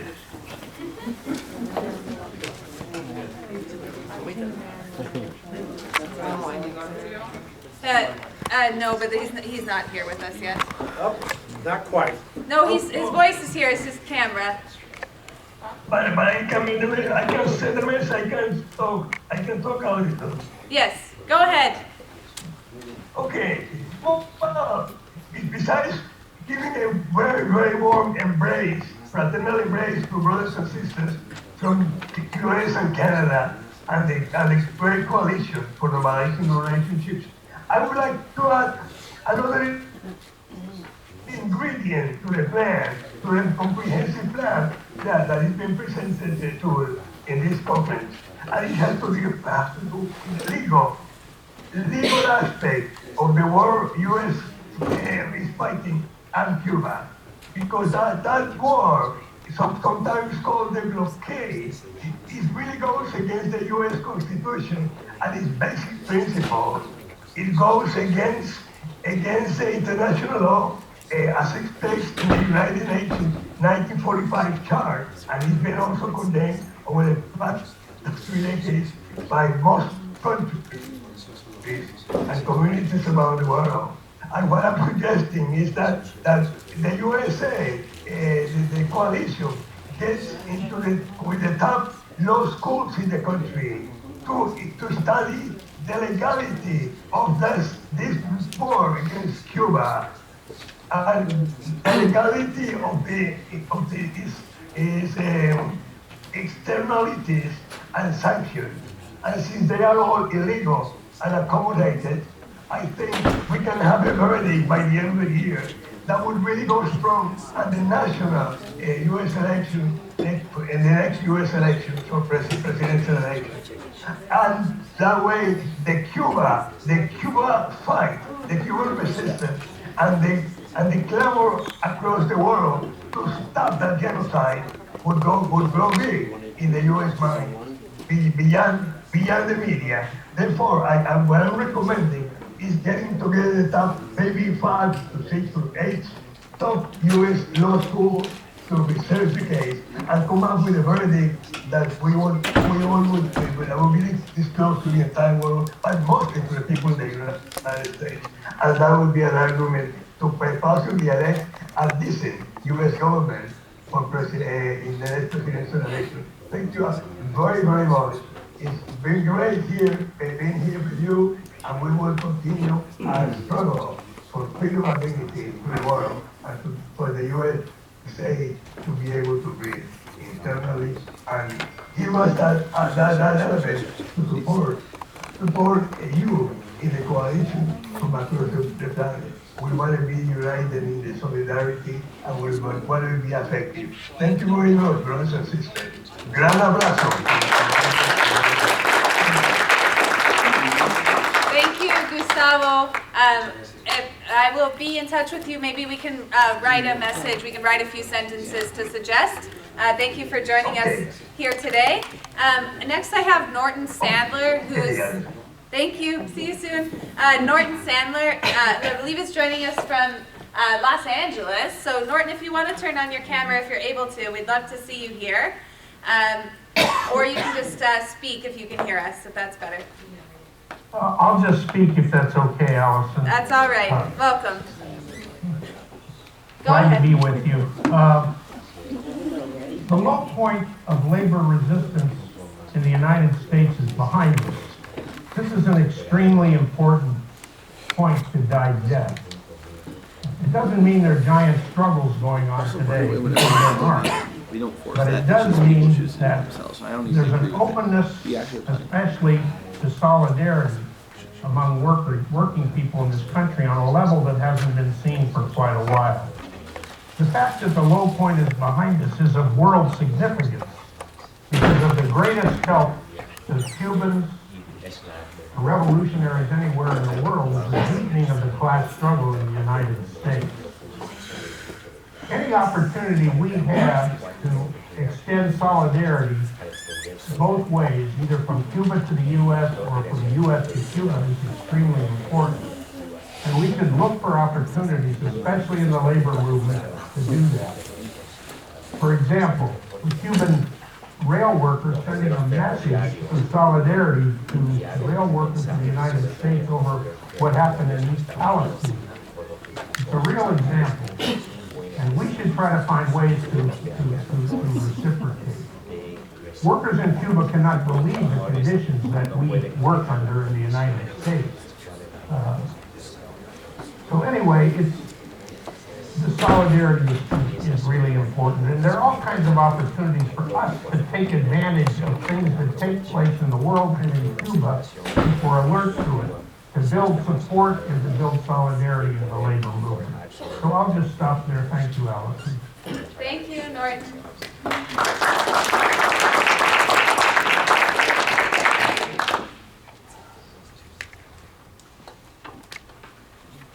Hands from the crowd. Cheryl, is that Cheryl and then Mary Alice? And over here, Oh, I'm sorry, I missed, okay, I'm sorry. Guy. Come on up. Yeah, if you want. If the microphone actually should be able to pick you up from back there if it's easier. This way we could see you and the people around, or whatever you want to do. Turn it around. You want to go ahead? You want to go first? Come on up. Sure.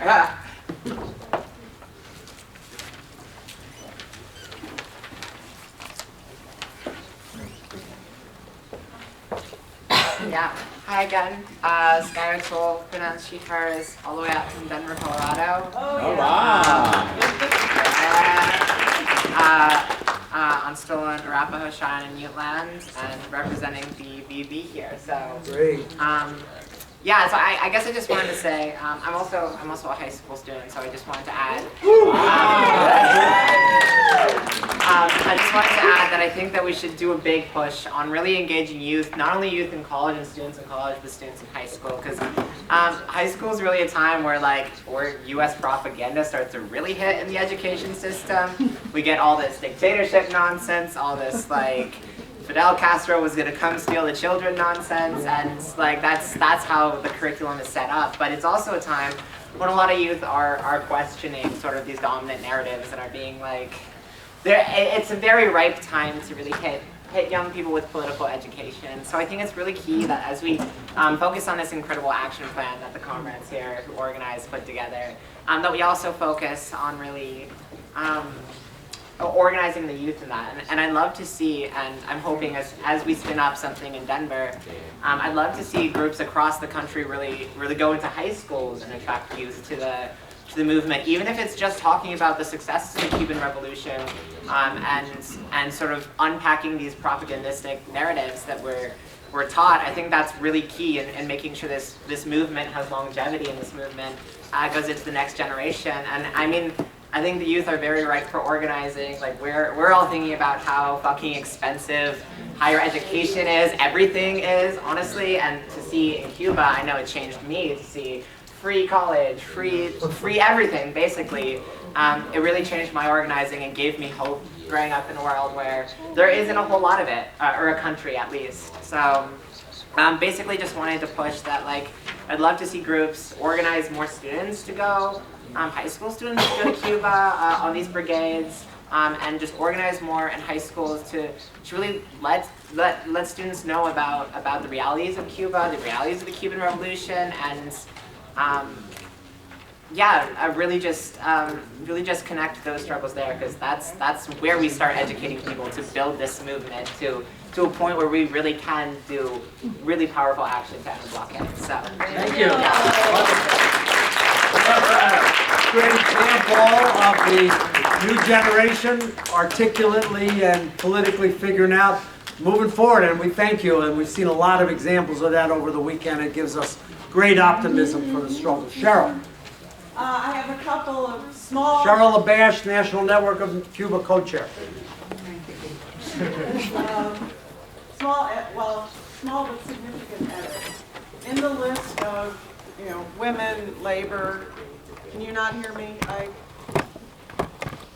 I can, but I am hard of hearing. I know. After 30 years on the railroad, but go ahead. Okay, no, I know, but I was concerned that you hear me. Okay, I'll speak louder. How's that? Yeah. Okay. A small but significant edit is adding to the list where we say women, labor, the other segments of society that were discussed. We don't have the LGBTQ two-spirited people included in that. They are very much under attack, especially trans people, and I know there's differences on that, but there is a concerted attack against gender divergent people. It's by the right wing, and Cuba has shown inclusiveness historically and now through the Family's Code. It's a very important part of our struggle here in the United States to be able to reach out about the Family's Code to these segments of population that are under attack. So I would propose that we include the LGBTQ plus. The other one is that of course, we always support the resolution at the United Nations. But in addition to that, the fall meeting of the National Network on Cuba falls in October, November as well. And I would like the support of this conference for that as well. And of course, logistically and structurally, it'll all be worked out, but I wanted to raise that's a very important. For the first time, it's going to be decided a year in advance. So if your localities, if your member localities want to host the National Network on Cuba fall meeting in 2024, be thinking about it now, because Boston had offered to do it, and we said, you want to do it, please do it. And we're working with them now on that on a monthly basis to set it in place. So those are the 2 points I wanted to make. Before I call on Mary Alice, since that was a concrete proposal, maybe we can take that up again. I don't think it's going to be controversial. We'll incorporate LGBT and maybe with a reference to the Family's Code and the example of Cuba in the document in that section, number 1. And number 2, to include in the activities for action and activities in common for the 2023, that we include chronologically the NNOC meeting that I believe is going to be in Boston. The dates are not nailed down yet, but they'll be either in November or October, around the time of the UN vote, so that'll help build it. So is there any second? I will do a little Roberts here quickly. Thank you. Rush Roberts Rules of Order. So is there any opposition to that? Everybody in favor? Yeah. Woo! Okay, so we will do that. Now, Mary Alice.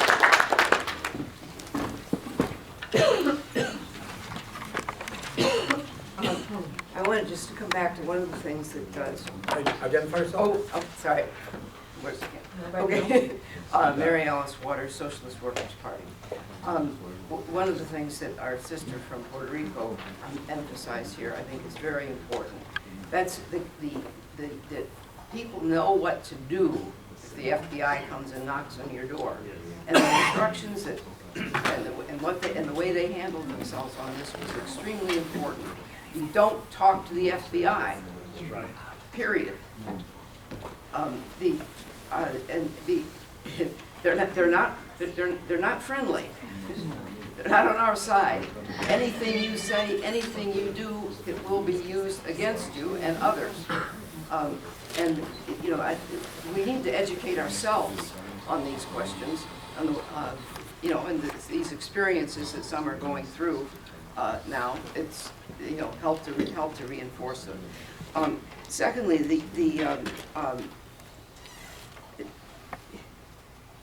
the attacks on our constitutional rights, the right to freedom of speech, is a very, very important part of what's happening in the United States today. That comes in on us. It's fed by the cancel culture. As you don't like what somebody says, you can try to silence them. And you should silence them if you don't like what they say. But that simply reinforces every single element of of things like the FBI coming after Cuba solidarity activists because they don't like what we say. But we have to be very aware of the fact that a lot of this gets reinforced on the left, so-called. Right. And we have to be able to deal with that, or we're cutting across our own ability to work together on things that we do agree. You can see it in here today. There's a tremendous diversity here in the room of all things that we're working on, people that are doing different things. Positions on all kinds of other questions and so forth, that we can't allow those things to get in the way of and I think this is the important thing of the demands around which this conference was organized. Washington off the state-sponsored terrorism, end the blockade, period, end it, and and all forms of it and all of its different Hydra heads. That's it. Thank you. Okay. Still have a minute. As I said, there's many folks online with us now. There's 70 people with us online right now and counting because some people are groups. But I just wanted to say there's people from Hawaii, Boston, or Cambridge, Massachusetts, Minnesota, Arizona, Santa Cruz, Miami, other parts of New York State, other parts of New York City, North Carolina, New Mexico, New Jersey, Pittsburgh, Minneapolis, Vancouver, Canada, Ontario, Canada, Los Angeles, and counting. So just so you get an idea. I'd like to now call on our dear sister Tamara Hansen from Vancouver to say a few words. Tamara.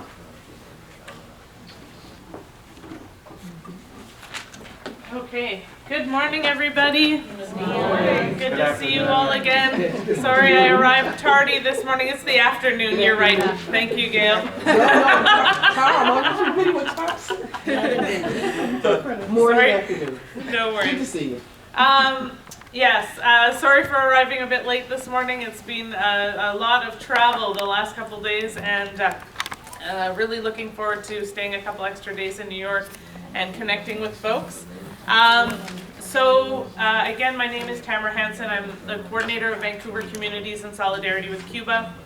I just wanted to address kind of the spirit in which this plan of action was brought together, because I think that it's really important that we have been focusing on the blockade. We've been focusing on the work of the getting Cuba removed from the list of so-called state sponsors of terror. And that we're targeting those issues very specifically. While this conference has talked about the gains of the Cuban Revolution for women, for youth, for LGBTQ community, for labor, etc., and we have addressed those gains, we wanted really what comes out of this to be concrete action towards ending the blockade. Because while we are inspired by all of the gains of the Cuban Revolution, what Cuba has been telling us is that we need more work on the blockade. And sometimes that work is not, I don't know of a better way to say it, as sexy as talking about the other issues. But this is a real urgent issue for Cuba. This is a really big challenge that Cubans are facing in their daily lives today. And we really need to hone down on this campaign and come up with strategies to enforce it, to make it more engaging, to make it more accessible for different communities to get involved in it. And so I'm looking forward to supporting so many important upcoming days of action with the call-ins to the White House, with the postcard campaign, with the rally on June 25th in Washington, trying to get there as well, and just coming together more so that we can continue amplifying our voices, continue building a stronger campaign against the blockade. The other reason that we want to continue focusing on the blockade and the state sponsors of terrorism list is because this is where we can build a broader base of unity.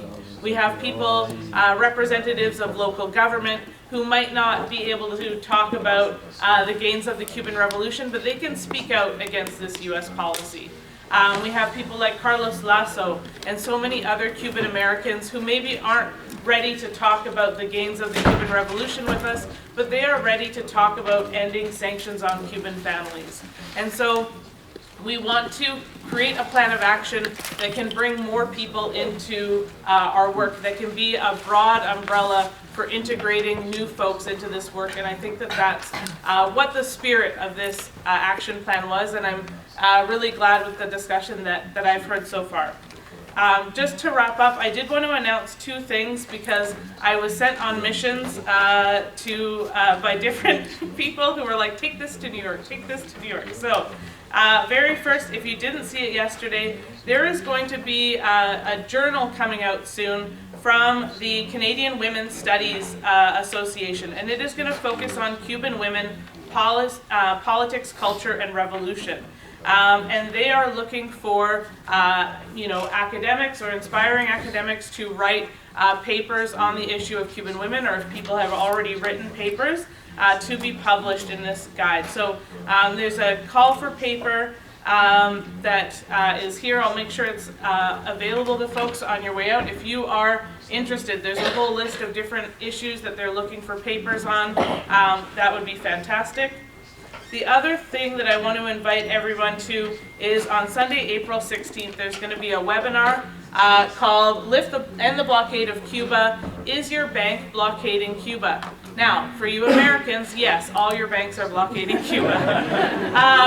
But the problem that we're seeing is that right now in Europe, more and more banks are enforcing the U.S. blockade against Cuba, even though those countries do not have a blockade on Cuba.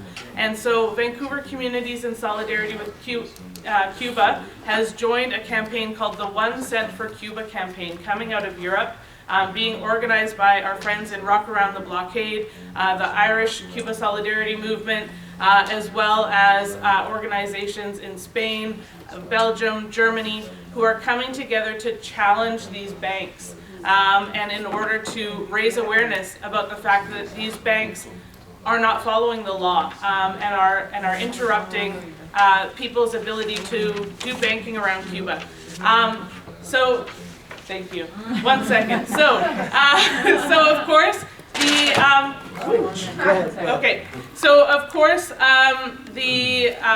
this is not a campaign that would work exactly in the United States because the blockade is legal here and is part of your laws. But I think that it's a campaign that could be really inspiring to the U.S.-Cuba Solidarity Movement to understand, how they're kind of building this campaign in Europe right now in the European Union. So I invite you all on Sunday, April 16th. It's going to be at 1 p.m. Havana time, 6 p.m. London time, and this will also be on the table on your way out if you'd like to join. I think it's going to be a great webinar. Thank you. Thank you, Tamara. Thank you so much. Good brother Jason, come on up. Are you stretching or you want to be called up? Okay, Jason, come on up. Hold on.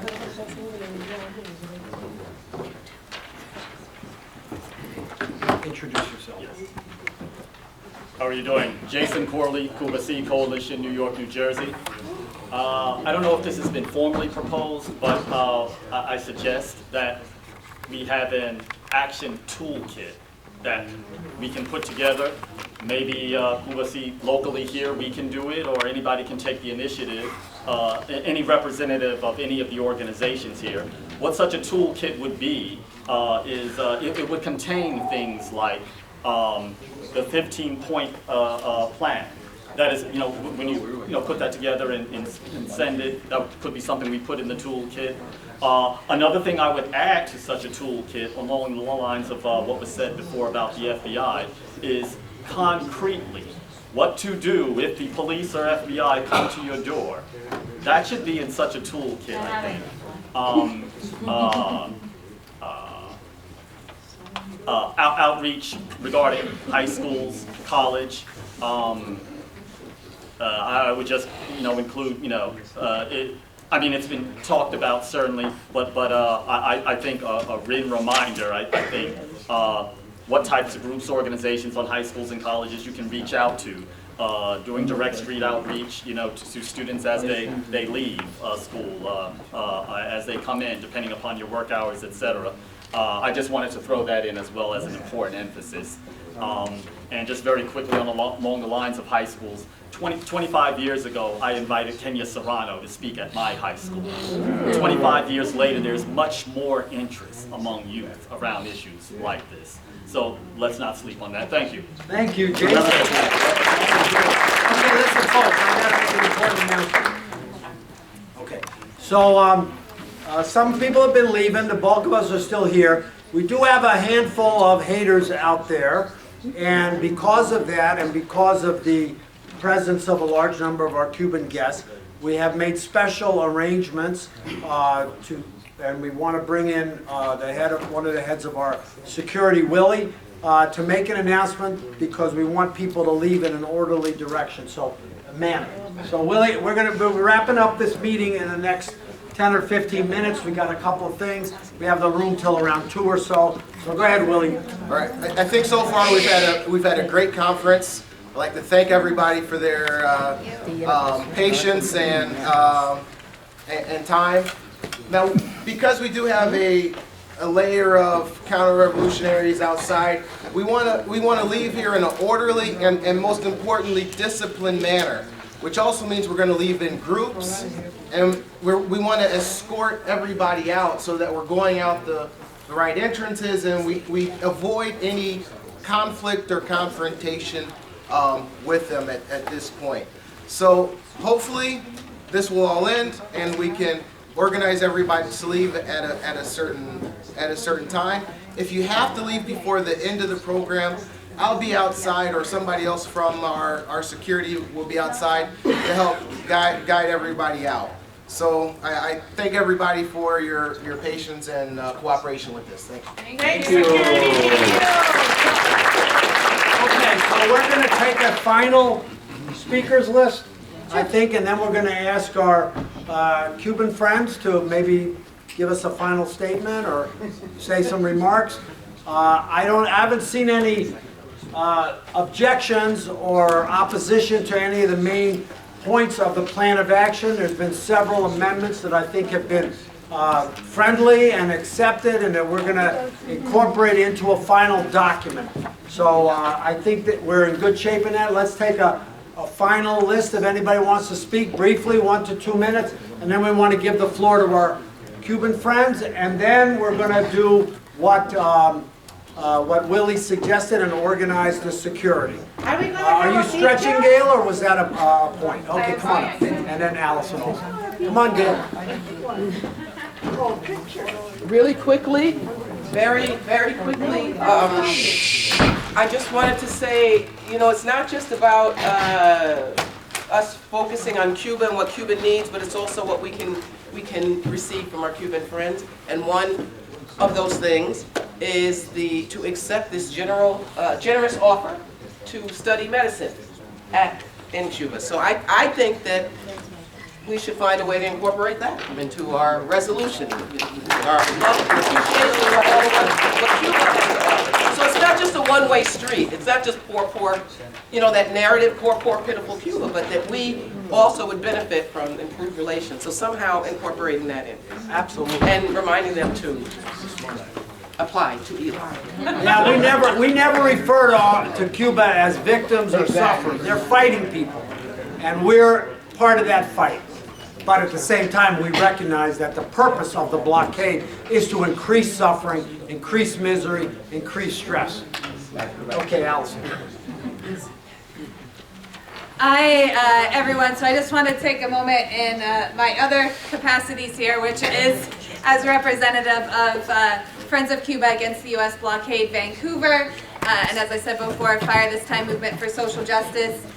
Just wanted to remind and bring us back to as well the State Sponsors of Terrorism campaign. Throughout the conference, we've talked about the different ways that we're going to activate our social media, our networks, organize, mobilize around getting Cuba removed off of this list. We've heard from Cuba that this is important and critical demand at the time. So I wanted to remind everyone and people joining online or here in the room that didn't hear about it before, complementary to the other work that is happening, the National Network on Cuba launching of their State Sponsors of Terrorism campaign, Code Pink's work, and others. We are launching as New York, New Jersey, Cuba C, and Friends of Cuba Against the U.S. Blockade, the postcard campaign to President Biden to say Cuba's not a sponsor of terrorism and remove Cuba from the list. It's not a petition. It's something that we can distribute around to our supporters, our friends, our family. We can send as often as we want. It's just the cost of a postage stamp. We can send it internationally. We know and are familiar with postcard campaigns, especially during the campaign to free our 5 Cuban heroes, and especially the rights of Adriana and Olga to see their husbands, which people will remember how important that was. You can take a photo of it when you mail it and post it on social media. And at the back, where Mike is standing, for people that are here, there's going to be a sign-up sheet for people that may want to receive postcards. We'll send them, and as well, you can distribute them that way. And for anyone online, put your emails in the chat. We'll get you postcards. Let's build this campaign. Let's get as many in the mail as possible, and let's continue this work. We've been working all weekend around building this campaign in so many aspects. Thank you to Cheryl for starting to edit the document that we've been working on. We'll keep developing it. We also need to translate it into Spanish. It's been requested multiple times online. And that we've been working together to build a broad united front for Cuba against this criminal blockade. We've started this weekend, we're recommitting ourselves. Let's continue to build this broad united front in our work for Cuba. And I think that's it. It's Ike now. Yeah. Okay, I'm just going to say that I think we're going to close the discussion, but we want to give an opportunity for a final message from our Cuban friends. I'm not sure if it's Sister Sandra Ramirez. Everybody knows. She was the last diva that we were at. I guess Camila was the last one. Next to the last one. So everybody knows Sister. Let's give Sandra a warm response. Thank you so much. Well, I have some notes here, and I hope that Aina doesn't show me his poster. So, and I hope I can just transmit this message to you. So, dear friends, I don't want to extend because, of course, some of you have already talked, but I want just to tell you some words. The first visit that we made here was at the church at the Barrio community, and there we met the work, or we know about the work that Pastor Dolimar done with everyone in the community, promoting programs of cordiality and inclusion. And we felt such a warm welcome that we didn't any other option than to feel shaken. So it is always so encouraging to all of us to be received like friends like you that always stand out for your unwavering solidarity with the Cuban Revolution. there are many faces here that are now my brothers and my sister, because we have been together for many years of working together, either when I have come here to the United States or when you have visited Cuba. To all of you, I have brought the gratitude of the Cuban Revolution, of the party, of the government, of all the social institutions, of the trade unions. We don't have any representative of the trade unions here, maybe next time, but we are also, I have brought also the gratitude of the trade unions, of the University Student Federation, of the students in Cuba, even women's. We have some of the women representative here. And also, I have brought the gratitude and greetings of young people, some of them that have been part of the team that have produced the vaccines in Cuba, our own vaccines that were given to the Cuban people to just control the pandemic. We have young people, not those ones that are people are saying that they are going out of Cuba, but we have Cubans there, young people that were part of those scientific teams, but they also went door to door in all our neighborhoods, in all our community to detect where we have people with symptoms, because those were moments of the pandemic.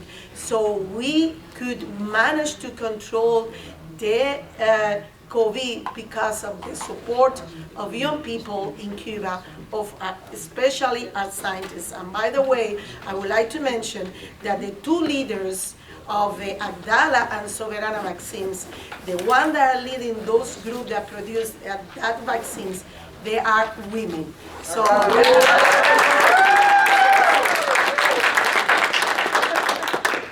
very, very important.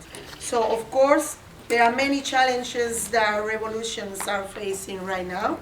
And you know, many campaigns that have been unleashed by the haters who encourage internal subversion in Cuba, but they have designed a lot of media campaigns. And I think that's very important, your role and your support. And I would like to mention some actions that you can be part of them.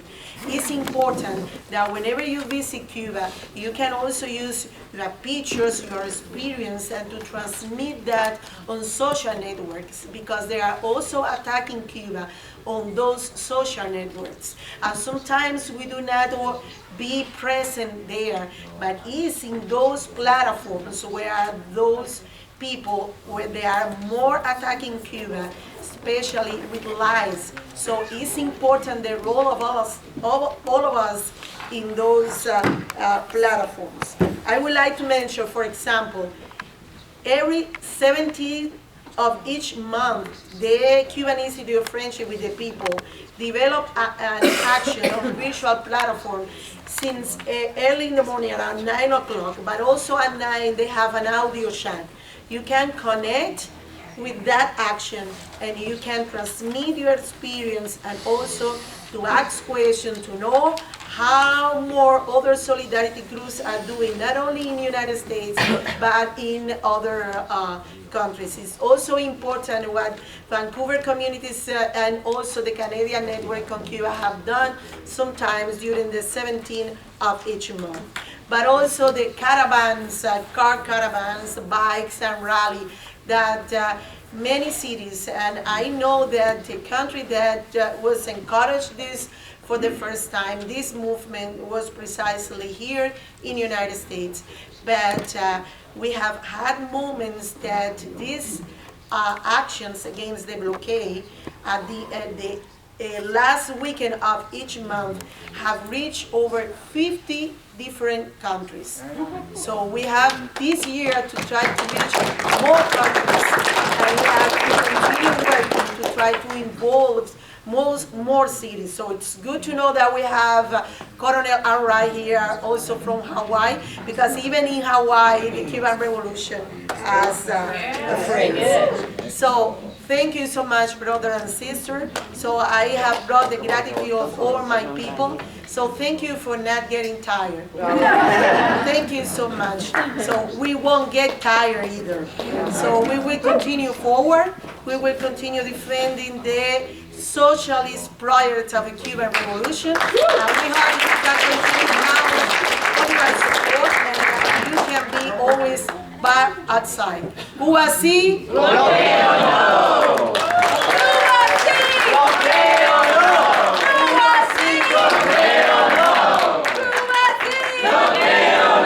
Okay, before we officially end our meeting, we're going to try to do a product of the Zoom era, a group shot.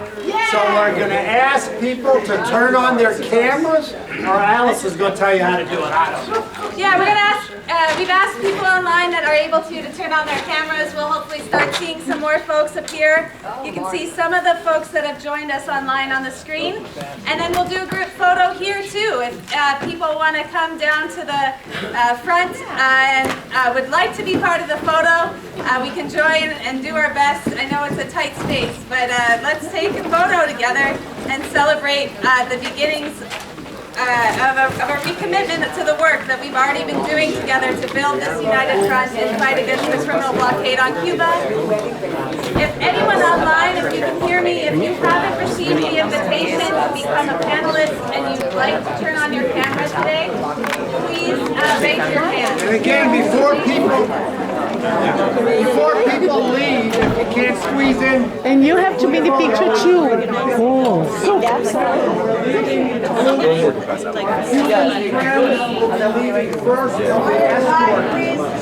Okay?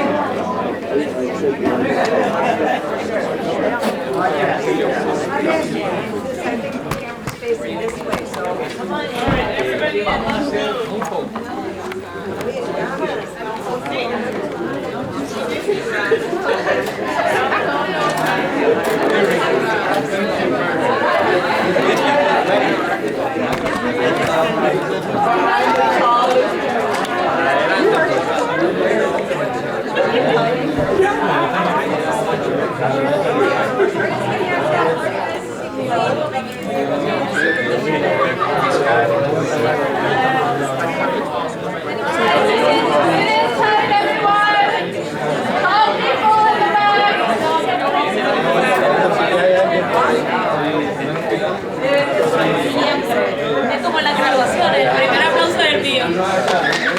Tall people in the back, please.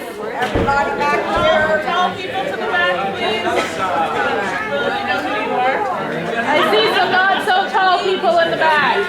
Not so tall people, move forward.